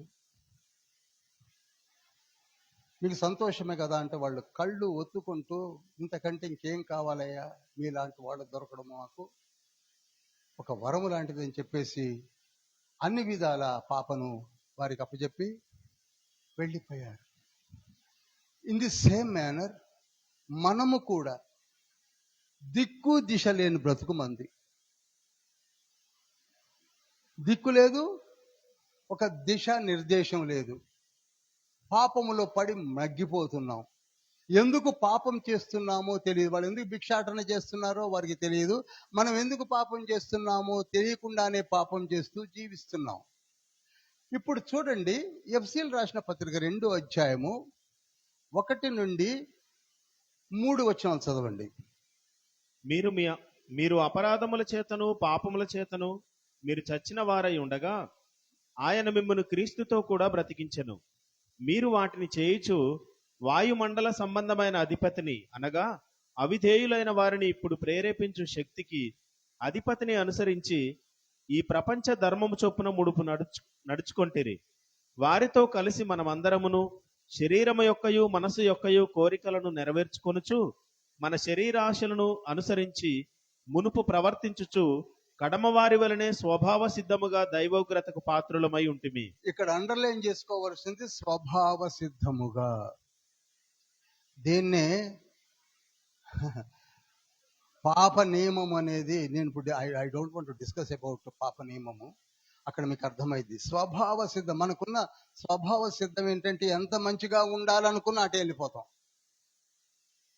ఏమండి, ఇది స్వభావ సిద్ధము. దీనికి ఒక అధిపతి ఉన్నాడు, వాని పేరు సాతానుడు. అతనికి ఒక పెద్ద గ్రూప్ ఉంది. ఆ గ్రూప్ అంతా ఎంతసేపు ట్రాప్లు వేస్తుంటారు, వలలు వేస్తుంటారు.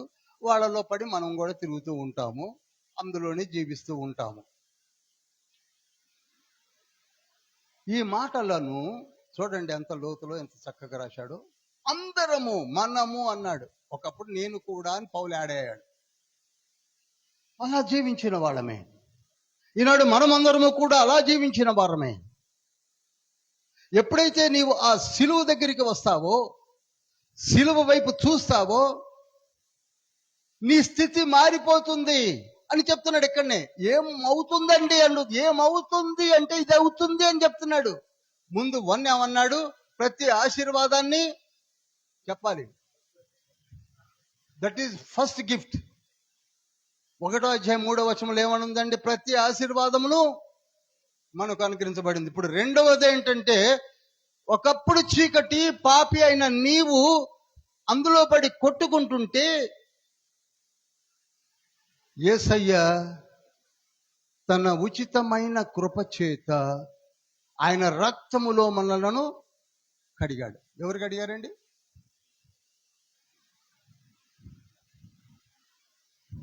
నేను చాలా స్లోగానే చెప్తాను. ఇక ఇంతవరకు చెప్పి చెప్పి పరిగెత్తి ఎవరికి ఏమి ఎక్కింది కనపడలే నాకు. వీళ్ళు చూస్తున్నారు. ఇప్పుడు ఇక్కడికి వస్తే ఈ రక్తం ఏదైతే ఉందో ఇది పరలోక నియమముతో కూడిన రక్తము. ఇందులో ఏముందండి? పరలోకపు నియమం ఉంది. భూలోకపు నియమం ఏమిటంటే పాపముల్లో జీవించే నియమం ఉంది. ఓకే, అర్థమైందండి? ఎవరు మాట్లాడలేదు, అందుకు డౌట్ వచ్చింది. మనకున్న నియమం ఏంటి? నువ్వు ఎంత మంచిగా ఉండు, వెళ్ళిపోతావు అందులోకి. అది నియమము. ఆ మాట రోమీయులకు రాసిన పత్రిక 7వ అధ్యాయంలో చెప్పి చెప్పి చెప్పి చెప్పి నేను చెప్పి చెప్పి మీరు విని విని ఎప్పుడో ఎగిరిపోయి ఉంటుంది. అది ఇలా అడగలేక ప్రశ్నలు. నాలో ఒక నియమము కనపడుతున్నది, నేను మంచి చేయాలని మంచి కొరకు ప్రయత్నం చేసి కూడా నేను మంచి చేయలేక చెడే చేస్తున్నాను అనగా నాలో ఒక నియమము కనపడుతున్నదని నేను గుర్తించాను. అయ్యో నేనంత దౌర్భాగ్యుడను అన్నాడు. ఎక్కడ? రోమీయులకు రాసిన పత్రిక 7వ అధ్యాయం 24వ వచనంలో. నేను దౌర్భాగ్యుడనే, మంచిగా ఉండాలనుకుంటున్నా కానీ ఉండలేకపోతున్నానే. అప్పుడు రోమాపత్రిక 8వ అధ్యాయము 1వ వచనం చదవండి. తర్వాత కంటిన్యూషన్ కావాలి. కాబట్టి ఇప్పుడు క్రీస్తు యేసునందున్న వారికి ఏ శిక్షా విధియు లేదు. ఆగుదాం. ఇప్పుడు చూడండి. కాబట్టి అటువంటి ఏమండి, అందరు ఇటు చూడాలి. అందరూ ఆ పాప నియమంలో ఉన్న వాళ్ళు ఇప్పుడు ఎక్కడికి రావాలి? క్రీస్తు నందు ఉంటే ఏ శిక్షా విధిక? 7వ అధ్యాయం మర్చిపోమన్నాడు. ఎందుకట? క్రీస్తు యేసునందు జీవమునిచ్చు ఆత్మ యొక్క నియమము. అది క్రీస్తు యేసు యొక్క జీవమునిచ్చు ఆత్మ యొక్క నియమము. నియమము పాప మరణముల నియమము నుండి, పాప మరణముల నియమము నుండి నన్ను విడిపించెను. ఇది తీసుకెళ్ళి అక్కడ పెట్టండి. ఇప్పుడు మనలను విడిపించేది యేసయ్య యొక్క సిలువ. సింపుల్గా చెప్పాను నేను. When you come nearer to the cross, he will protect you, he will give you guidance. ఏ విధంగా ప్రొటెక్ట్ చేస్తాడు? అదొక ప్రశ్న. ఏ విధంగా ప్రొటెక్ట్ చేస్తాడంటే తన ఆత్మను ఉంచి. చెప్పండి యేసయ్య ఇక్కడికి వచ్చిన వారిని అందరినీ ఏ విధంగా యేసయ్య ప్రొటెక్ట్ చేస్తాడట? ఎవరిని ఉంచుతాడట? చెప్పాలి.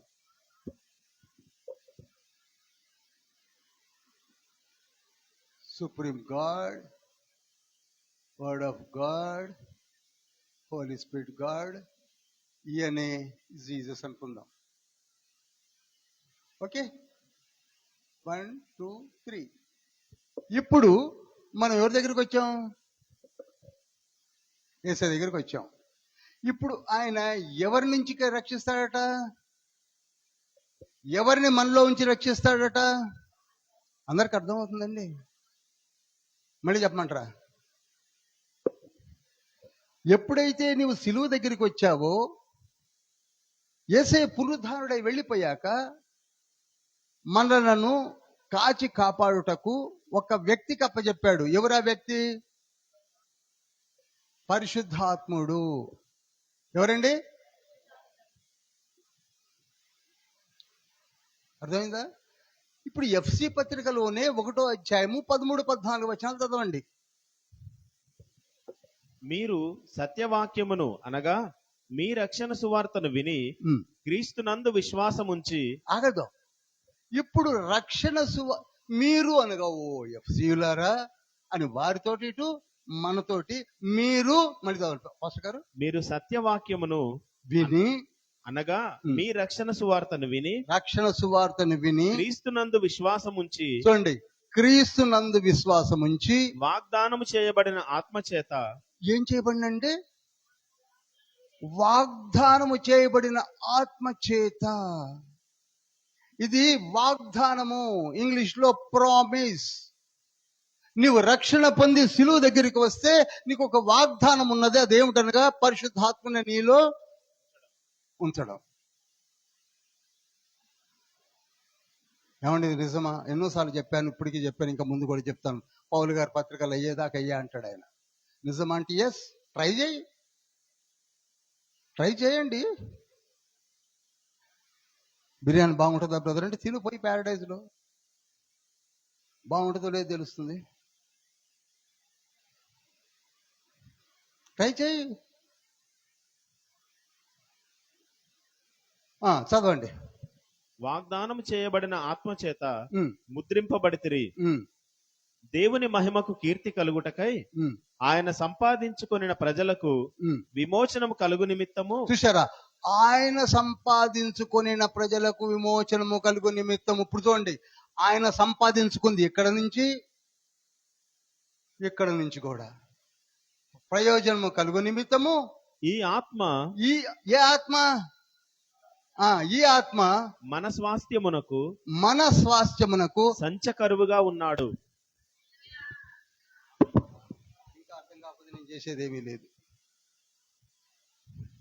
ఈ సంచకరువు అనే మాట 2 కొరింథీ పత్రిక 1వ అధ్యాయం 22లో కూడా ఉంది. సంచకరువు భయాన దాన్ని మనకిస్తున్నాడు.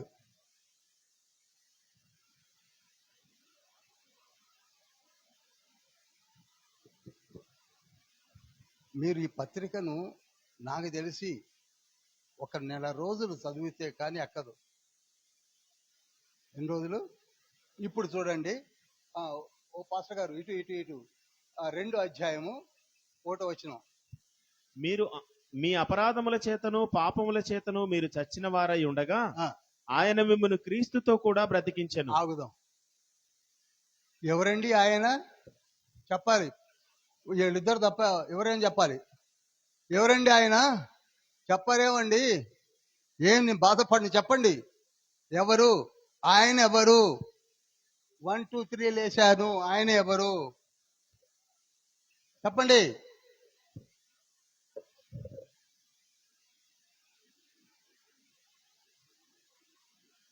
చెప్పాలి. Supreme God.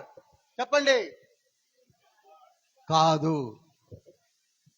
ఏ ఆత్మనైతే మీకు సంచకరువుగా ఉంచాడో ఆ ఆత్మ చేస్తున్న కార్యములు ఇవి. చెప్పండి, కొట్టామండి. మనం ఏమనుకుంటామంటే సుప్రీం గాడ్ అని, కాకపోతే యేసయ్య అని అనుకుంటామే. కాదు. ఎవరు? అందుకే 1వ అధ్యాయం చాలా టఫ్ అండి. టఫ్. ఏదో ఒక పై గ్లాన్స్ చదివే సురుకొచ్చిపోయి బోధించడం కాదు. టఫ్. ఇప్పుడు ఇంతకీ ఎవరు మనం రక్షించి? ఆయన అనే దగ్గర ఏమని పెడతారు? హెచ్ఎస్ అని పెట్టుకోండి. Holy Spirit God. అసలు మీకు 1వ అధ్యాయంలోనే త్రిత్వాన్ని తెలియజేశాడు. 1వ అధ్యాయంలో ట్రినిటీని తెలియజేశాడు. ఏ విధంగానంటే చెప్తాను చూడండి.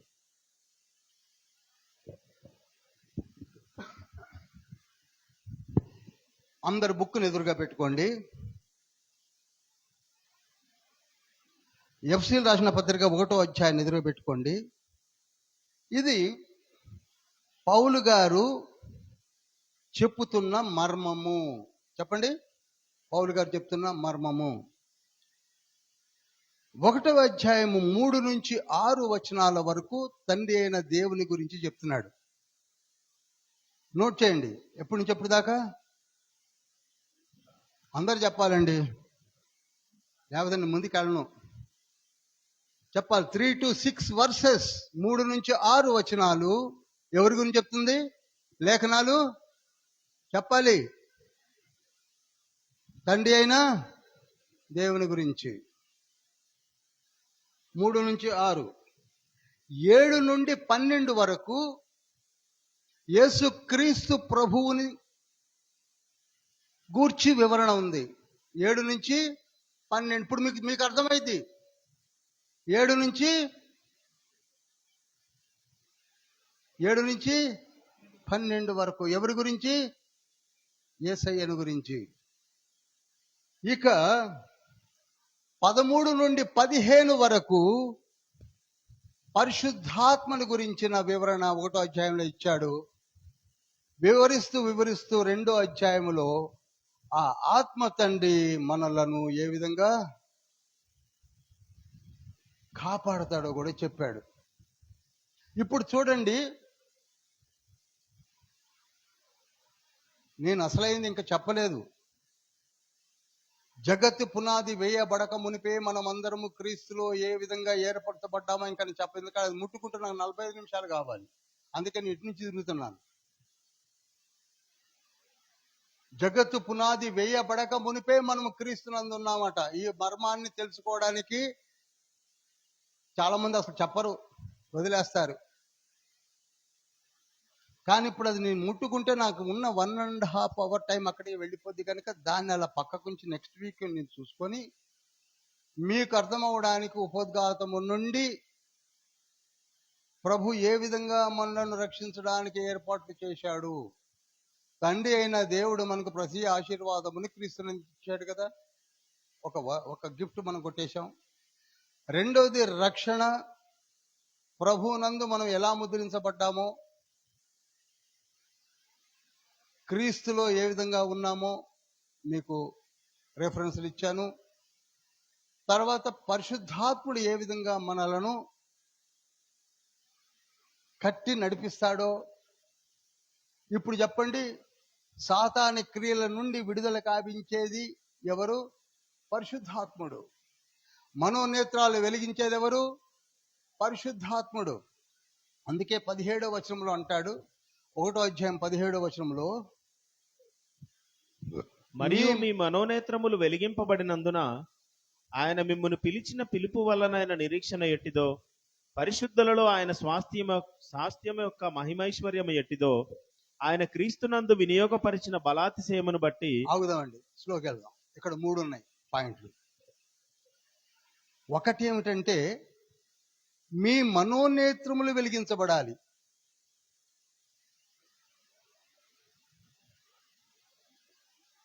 ఏం వెలిగించబడాలి? మనోనేత్రములు అంటే ఏమిటి అనగా, మన కళ్ళతో చూసేటివి కొన్ని, ఈ కళ్ళతో కాక మనలో ఇన్నర్ బాడీ ఒకటి ఉంది అని ఎన్నోసార్లు చెప్పాను. ఆ మహిమ శరీరం అనేది మనలో ఒకటి ఉంది. ఆ శరీరమునకు కూడా కళ్ళు ఉన్నాయి. ఆ కళ్ళతో చూసేది ఒకటి. అర్థమైందా?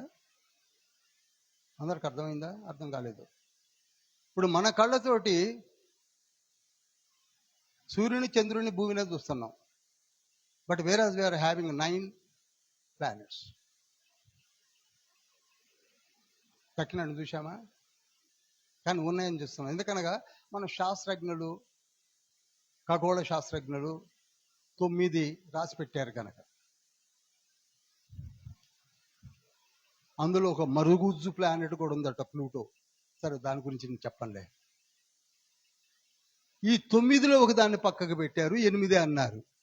సూర్యుని పక్కకు పెట్టారు, ఏదో వాళ్ళు రాసుకున్నారు, అది మనకు అనవసరం. కానీ 3 తప్ప తచ్చిమా వాటిని మనం చూడటము లేదు. మన నేకడ్ ఐస్ చూడలేదు. లేవు. అందుకే 2 కొరింథీ పత్రిక 4వ అధ్యాయము 17వ వచనంలో ఏమనుంది? 2 కొరింథీ పత్రిక 4వ అధ్యాయం 17వ వచనంలో ఏమనుంది? మేము దృశ్యమైన వాటిని చూడక అదృశ్యమైన వాటినే నిదానించి చూచుచున్నాము. ఆగుదాం. మేము అనగా అక్కడ పౌలు గారు ఏమిటంట? అదృశ్యమైన వాటిని చూస్తున్నాడు. అర్థమైందండి? మనం ఏం చూస్తున్నాం? ఎదురు కనపడవు ఆ గోడ, చెట్టు, ఆ పువ్వులు ఇవి చూస్తున్నాం. కానీ పౌలు గారు వాటిని చూడట్ల. ఆయన అదృశ్యమైన వాటిని చూస్తున్నాడు. ఆయన నరకాన్ని చూస్తున్నాడు, పరదేశుని చూస్తున్నాడు, పరలోకాన్ని చూస్తున్నాడు, ఇంకా చాలా చాలా చూస్తున్నాడు. మనం ఏం చూస్తున్నాం? ఈ కనపడే వాటిని చూస్తున్నాం. అందుకే మేము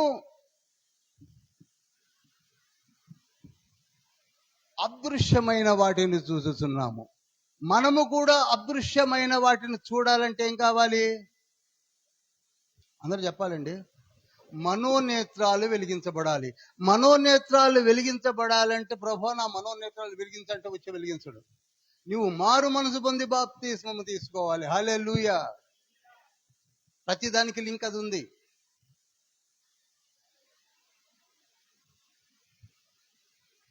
రక్షణ వస్త్రములు ఉన్నాయా లేవా అని చూస్తాడు తండ్రి.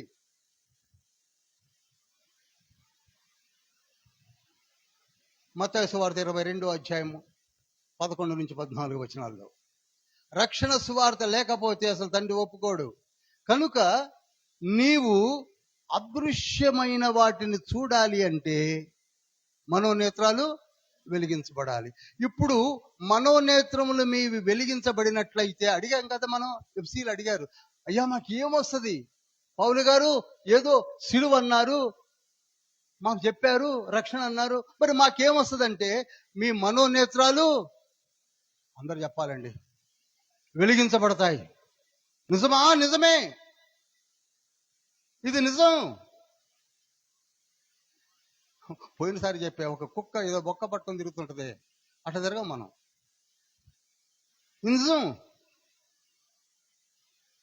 వెలిగించబడితే తెలిసేది ఏంటంటే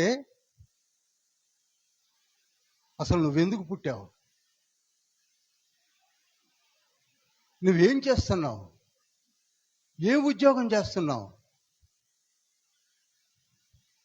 ఏం ఆలోచిస్తున్నావు, రక్షణ పొందావా లేదా? అందుకే మీ పిలుపు, మిమ్మల్ని పిలిచిన పిలుపు యొక్క నిరీక్షణ ఎట్టిదో. మనల్ని అందరిని పిలిచాడు కదండి, అందరిని పిలిచాడు కదా. పిలవకపోతే మనం ఎందుకు వచ్చి ఇక్కడ కూర్చుంటాం? కానీ నిన్ను పిలిచిన పిలుపునకు నీతో ఏదో పని చేయించాలని ఉంది తండ్రికి. అర్థమైందండి అందరికి? అర్థమైతే లేచి నిలబడి చప్పట్లు కొట్టి కొట్టి పట్టని కూర్చుంటారండి. అసలు పిలుపు యొక్క అసలు నిన్నెందుకు పిలిచారో నీకు అర్థం కావాలి అంటే నీ మనోనేత్రాలు వెలిగించబడాలి. నాకు నిజంగా అసలు ఏం బాగుందండి మీ దగ్గరికి వచ్చి చెప్పే అంత ఓపిక, ఆరోగ్యం నాకు లేదు. కానీ పిలుపు యొక్క ఏమనుందండి పాస్టర్ గారు? పిలుపు యొక్క నిరీక్షణ ఎట్టిదో. ఉన్న మారు మనసు పొంది కూర్చోవడానికి కాదు నేను పిలిచింది. నీతో చాలా పనులు ఉన్నాయి. అందుకే జగత్తు పునాది వేయబడక మునిపే, కొంచెం చెప్తాను, 5 నిమిషాలు ఉంది నాకు టైం.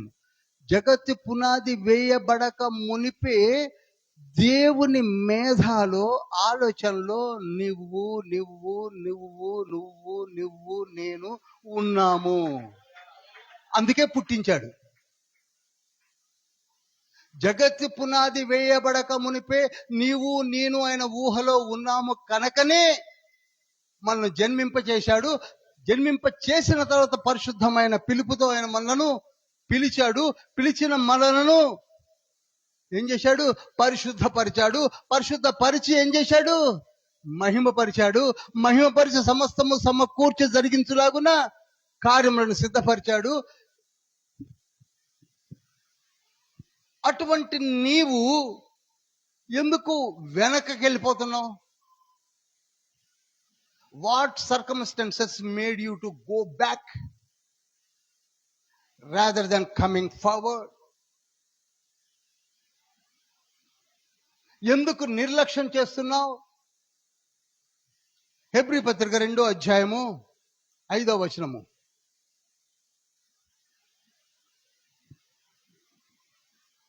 మనము మాట్లాడుచున్న ఆ రాబోవు లోకమును ఆయన దూతలకు లోపరచలేదు. 3 చదవండి అమ్మా. సారీ. ఇంత గొప్ప రక్షణ రక్షణ నిర్లక్ష్యము చేసిన ఎడల ఎలాగూ తప్పించుకుందుము. ఇప్పుడు ఇంత గొప్ప రక్షణ మన ముందు ఉంది. అసలు మనం జన్మింప చేసింది నరకములో పారేయాలని కాదు. ఫస్ట్ మీరు ఇది గుర్తుంచుకోండి. అంతటా అందరూ రక్షణ పొందాలని 2వ పేతురు పత్రిక 3వ అధ్యాయం 9వ వచనంలో ఉంది. అందరూ రక్షణ పొందాలని. కానీ అంత గొప్ప రక్షణ తండ్రి తెచ్చి మన ముందు ఉంచితే ఎందుకు నిర్లక్ష్యం చేస్తున్నాము? సువార్తలోకి వెళ్ళా. ఎందుకు? నీకేం కావాలి?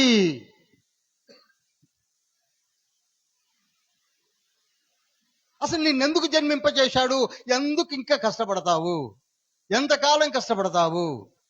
ఎవరికి చెప్పుకుందామని? ఎవరు చెప్పుకుంటే ఎవరేం చేస్తారని?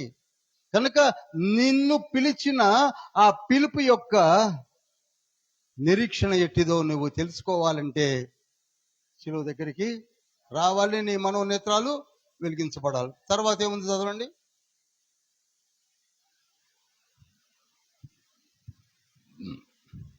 ఆయన క్రీస్తునందు వినియోగపరిచిన బలాతిశయమును బట్టి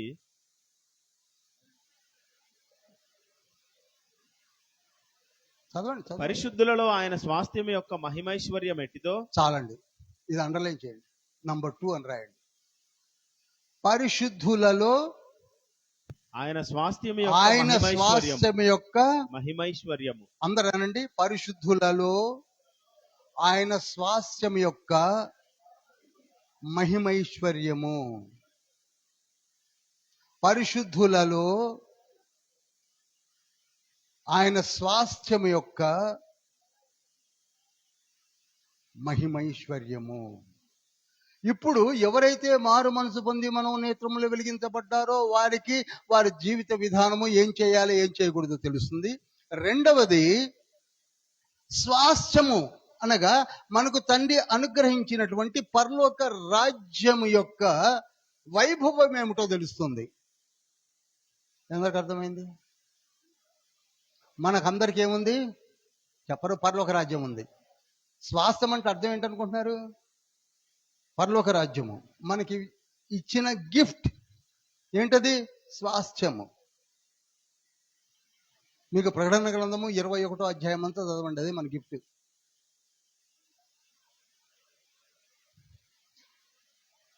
ఆ గిఫ్ట్ నువ్వు పొందుకోవాలంటే నువ్వు ఏం చేయాలి?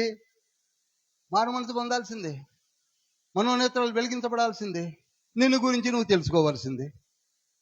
ఈ స్వాస్థ్యం ఎలా ఉంటుంది? ఆహా, దీన్ని ఇంకొక భక్తుడు చెప్పాడండి, పేతురు భక్తుడు. 1 పేతురు పత్రిక 1వ అధ్యాయము 3, 4, 5 వచనాలు చెప్తాడు. 1 పేతురు పత్రిక 1వ అధ్యాయం 3, 4, 5 వచనాలు చెప్తాడు.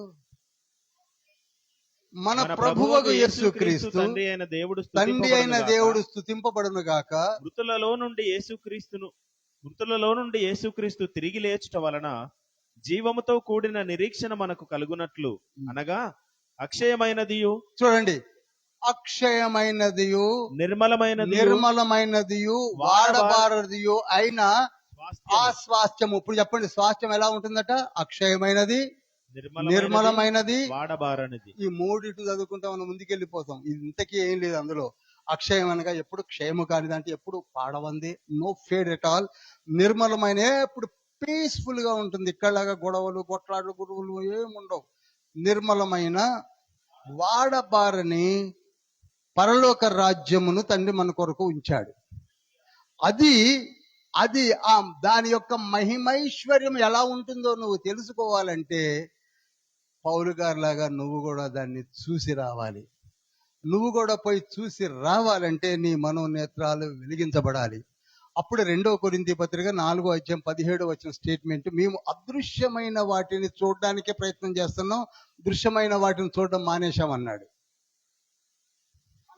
ఎంతసేపు దృశ్యమైన వాటిని చూస్తామో అదృశ్యమైన వాటి గురించి పట్టించుకోము. ఎందుకంటే మనకెందుకు, మనకి ఎలా ఏమీ లేదు కదా అని. కానీ ఇప్పుడు తండ్రి ఏమైనా అభయం ఇస్తున్నాడు చెప్పండి. మిమ్ములను నేను జగత్తు పునాది వేయబడక మునిపే యేసుక్రీస్తు నందు మిమ్ములను ఏర్పరచుకున్నాను. మనలను ఇప్పుడు ఎందులో ఏర్పరచుకున్నాడట? యేసుక్రీస్తు నందు జగత్తు పునాది వేయబడక మునిపే మనలను, వీరు కావచ్చు ఎవరైనా కావచ్చు, ఇందులో ఏర్పరచుకున్నాడంటే నీవు నిజంగా రక్షణ పొందుతావో లేదో ఆయనకు ముందే చెప్పరు. ముందే నేను ఇక్కడ ఇదే చర్చిలో ఒక 2 వ్యక్తులను నిలబెట్టి, పుట్టినోడిని చచ్చినోడిని కూడా నిలబెట్టి నడిచి డిమాన్స్ట్రేట్ చేసి చూపించినప్పుడు మీకు అర్థమై ఉండదు. ఎందుకంటే అప్పుడు మీరు సెకండ్ డైమెన్షన్, థర్డ్ డైమెన్షన్ చూడలేదు కనుక. ఇక్కడే చెప్పాను, చాలా విషయాలు చెప్పాను ఇక్కడ.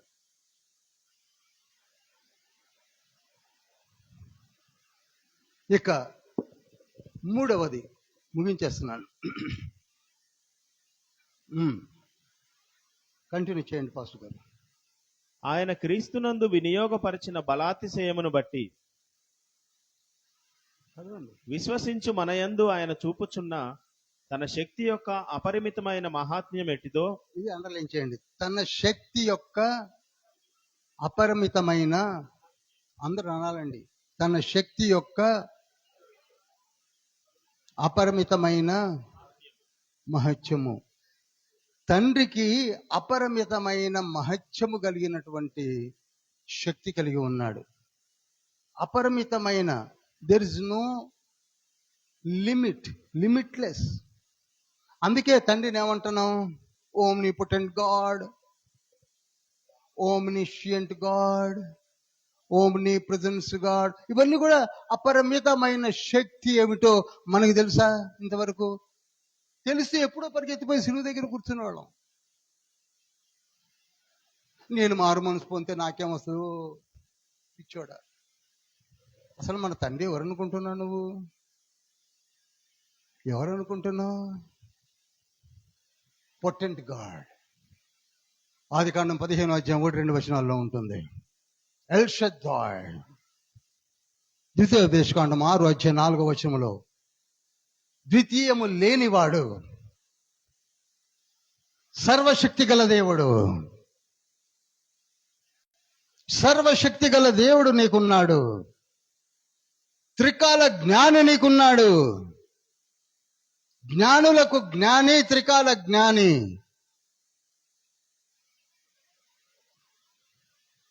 జ్ఞానమునికే మితి లేనివాడు.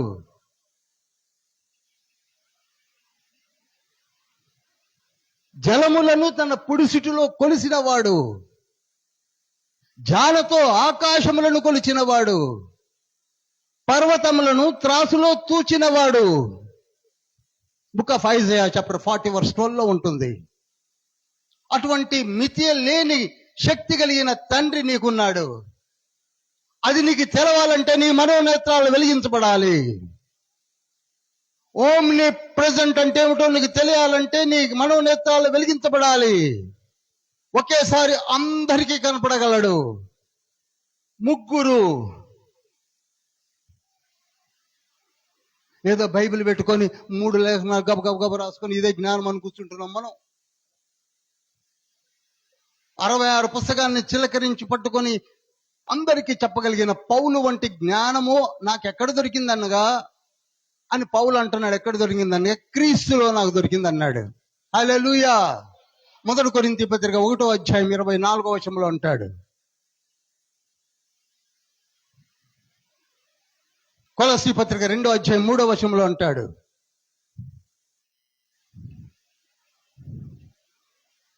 కనుక మనోనేత్రములు వెలిగించబడితే 3 వస్తాయి. ఒకటి ఏంటండి? పిలుపు యొక్క, చెప్పరేమండి, రాసుకున్నారు కదా, పిలుపు యొక్క అసలు నువ్వు ఎందుకు వచ్చావో, ఏం చెయ్యాలనుకుంటున్నావో, నీతో ఏం చెయ్యించాలనుకుంటున్నాడో అది నీకు తెలవాలంటే నీ మనోనేత్రాలు వెలిగించబడాలి. నంబర్ 2, స్వాస్థ్యం యొక్క మహిమైశ్వర్యం ఎట్టిదో అనగా రేపు ఉండబోయే మన పరలోకము ఎలా ఉంటుందో నీకు కళ్ళకు కట్టినట్టుగా తండ్రి చూపించగలుగుతాడు. అది నీవు తెలుసుకుంటే మారు మనసు పొందకుండా ఇంకా ఉండలేవు. మూడవది, దేవుని యొక్క అపరిమితమైన 3 క్వాలిటీస్: ఓమ్నిపొటెంట్, ఓమ్నిప్రెజెంట్ అండ్ ఓమ్నిషియంట్. ఇవి తెలుసుకోవాలంటే సిలువ చెంతకు రమ్మని అటు ఇటు. ఎంత చక్కటి మాట అండి. సిలువ రక్తము చేతను నిర్దేవులైన వారిని, అందరం లేచి నిలబడదాం. మధ్యపు గోడను పడగొట్టి ఐక్యపరచే దేవునితో ప్రాణముల్ ఆ సిలువపైని బలిగా నిండి కొనే కదా. 2 చేతులు పైకెత్తండి. ఒక దైవజనుణ్ణి, పౌలు గారిని ఎఫ్సి పట్టణానికి నడిపించి అన్య దేవతలతో తాగి తందనాలాడుతున్న జనాంగమును శిలువ చెంతకు నడిపించినటువంటి గొప్ప దైవజనుడు. ఈనాడు మనలను కూడా ఎందుకు పిలిచాడో ఒక్కసారి ఆలోచించండి. నువ్వు అనుకుంటున్నావేమో నాకేమొచ్చు, నేనేం చదివాను, నా వయసు అయిపోయింది, నాకేమీ రాదనుకుంటున్నావేమో. నువ్వే తండ్రికి కావాలి. పేతురేం చదువుకోలేదు, బెస్సలేం చదువుకోలేదు. తండ్రి వాడుకున్నాడు. నిన్ను నన్ను వాడుకోవడానికి సిద్ధంగా ఉన్నాడు. అందుకే ఆయన ఊహలో నీవు ఉన్నావు, నేను ఉన్నాను. లేకపోతే ఈరోజు ఇక్కడ ఉండేవారము కాదు.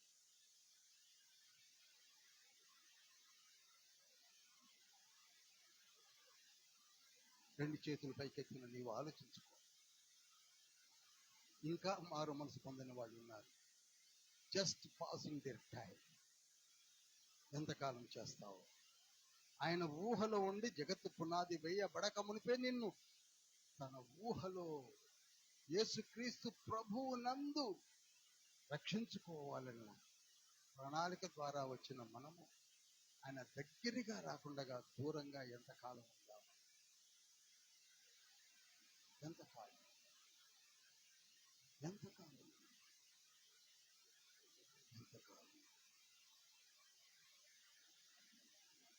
నీ పరిస్థితులు మారాలంటే రా శిలువ చెంతకు.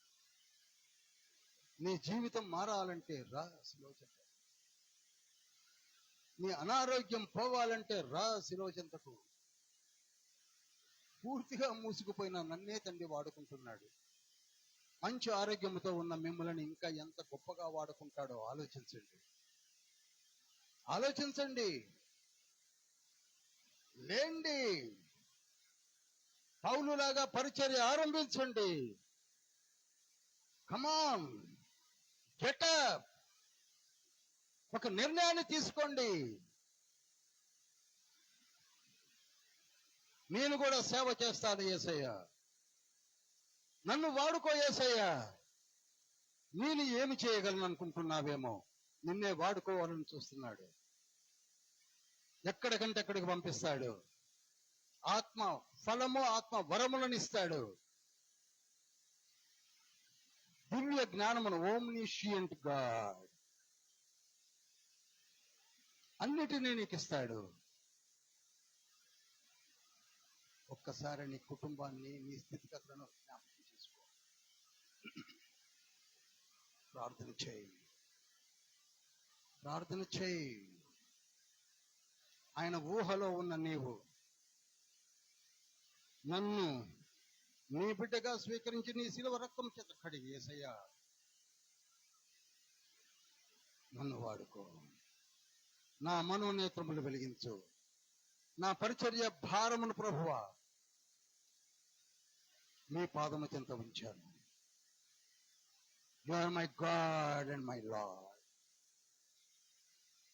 You are everything my lord.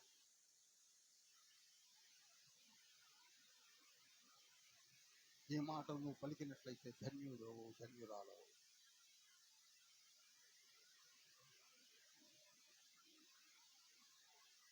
మహోన్నత పరిశుద్ధులకు మీ బంగారు పాదం చెంత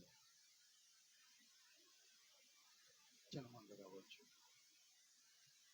ఎఫ్సి పత్రికను ధ్యానించు. మాతో మాట్లాడిన విధమును బట్టి మా మనోనేత్రములు వెలిగించి ఇహలోక సంబంధమైనటువంటి అధిపతి అయిన సాతాను ఆయన అనుచరులను తరిమి ఆత్మ తండ్రి చే రక్షించుకున్న యేసయ్య మీ అమూల్యమైన రక్తం చేత మమ్మల్ని కడిగి నొసటన మీ ముద్రను వేసి మమ్మల్ని వాడుకొనుటకు సిద్ధపరిచినటువంటి యేసయ్య పరమ తండ్రి అద్భుతమైన లోకమును మా కొరకే సృష్టించి మీ ఊపిరిని మాలో ఉంచి మేమందరము అందులో ఒక వచ్చే రీతిలో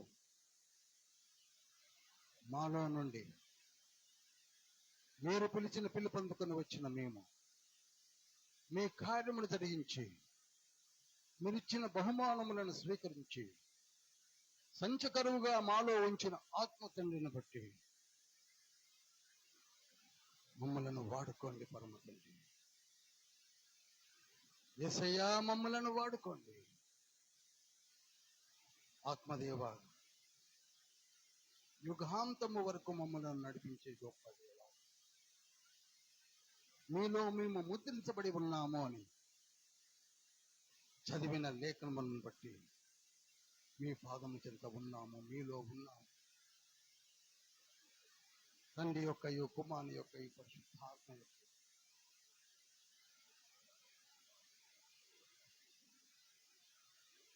కృపా ప్రేమ సహవాసములతో ముందుకు నడిచే గొప్ప భాగ్యం మాకు ప్రసాదించండి. బైబిల్ స్టడీని దీవించండి. సంఘములను ఆశీర్వదించండి. యేసు కరుణా ప్రార్థనా మందిరములో అనేకులు మారు మనసు పొందాలని, పాల్వంచ పట్టణ చుట్టుపక్కల ప్రాంతంలో అనేకులు మారు మనసు పొందాలని సంఘ కాపరిని, వారి కుటుంబంను, క్రూ మెంబర్స్ను, పెద్దలను, ఉమెన్ ఫెలోషిప్ను, యూత్ ఫెలోషిప్ను మీ పాదం చెంత ఉంచాము. కొత్తగూడెం, పాల్వంచ చుట్టుపక్కల ప్రాంతాలలో మీ కార్యములు జరిగించండి. మీ బిడ్డలు లేచి సేవ చేయుటకు సిద్ధపడుతున్నారు, వారిని లేవనెత్తండి, ఆశీర్వదించండి ప్రభు. సమస్త మహిమ ఘనత ప్రభావం మీకే అప్పగిస్తూ వచ్చిన ప్రతి బిడ్డను పేరు పేరున ముట్టు ఆశీర్వదించమని యేసయ్య పరిశుద్ధ నామంలో అతను ఎంతో వేడుకుంటున్నాం పరమ తండ్రి. ఆమేన్. పరలోకమందున్న మా తండ్రి, నీ నామం పరిశుద్ధాపరచబడును గాక, నీ రాజ్యం వచ్చును. నీ చిత్తం పరలోకమందు నెరవేర్చబడినట్టు భూమి యందును నెరవేర్చబడును గాక.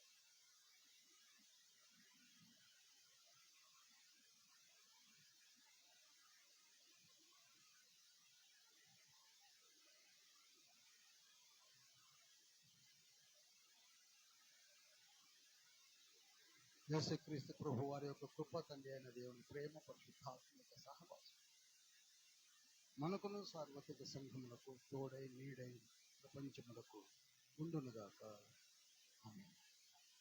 Praise the lord.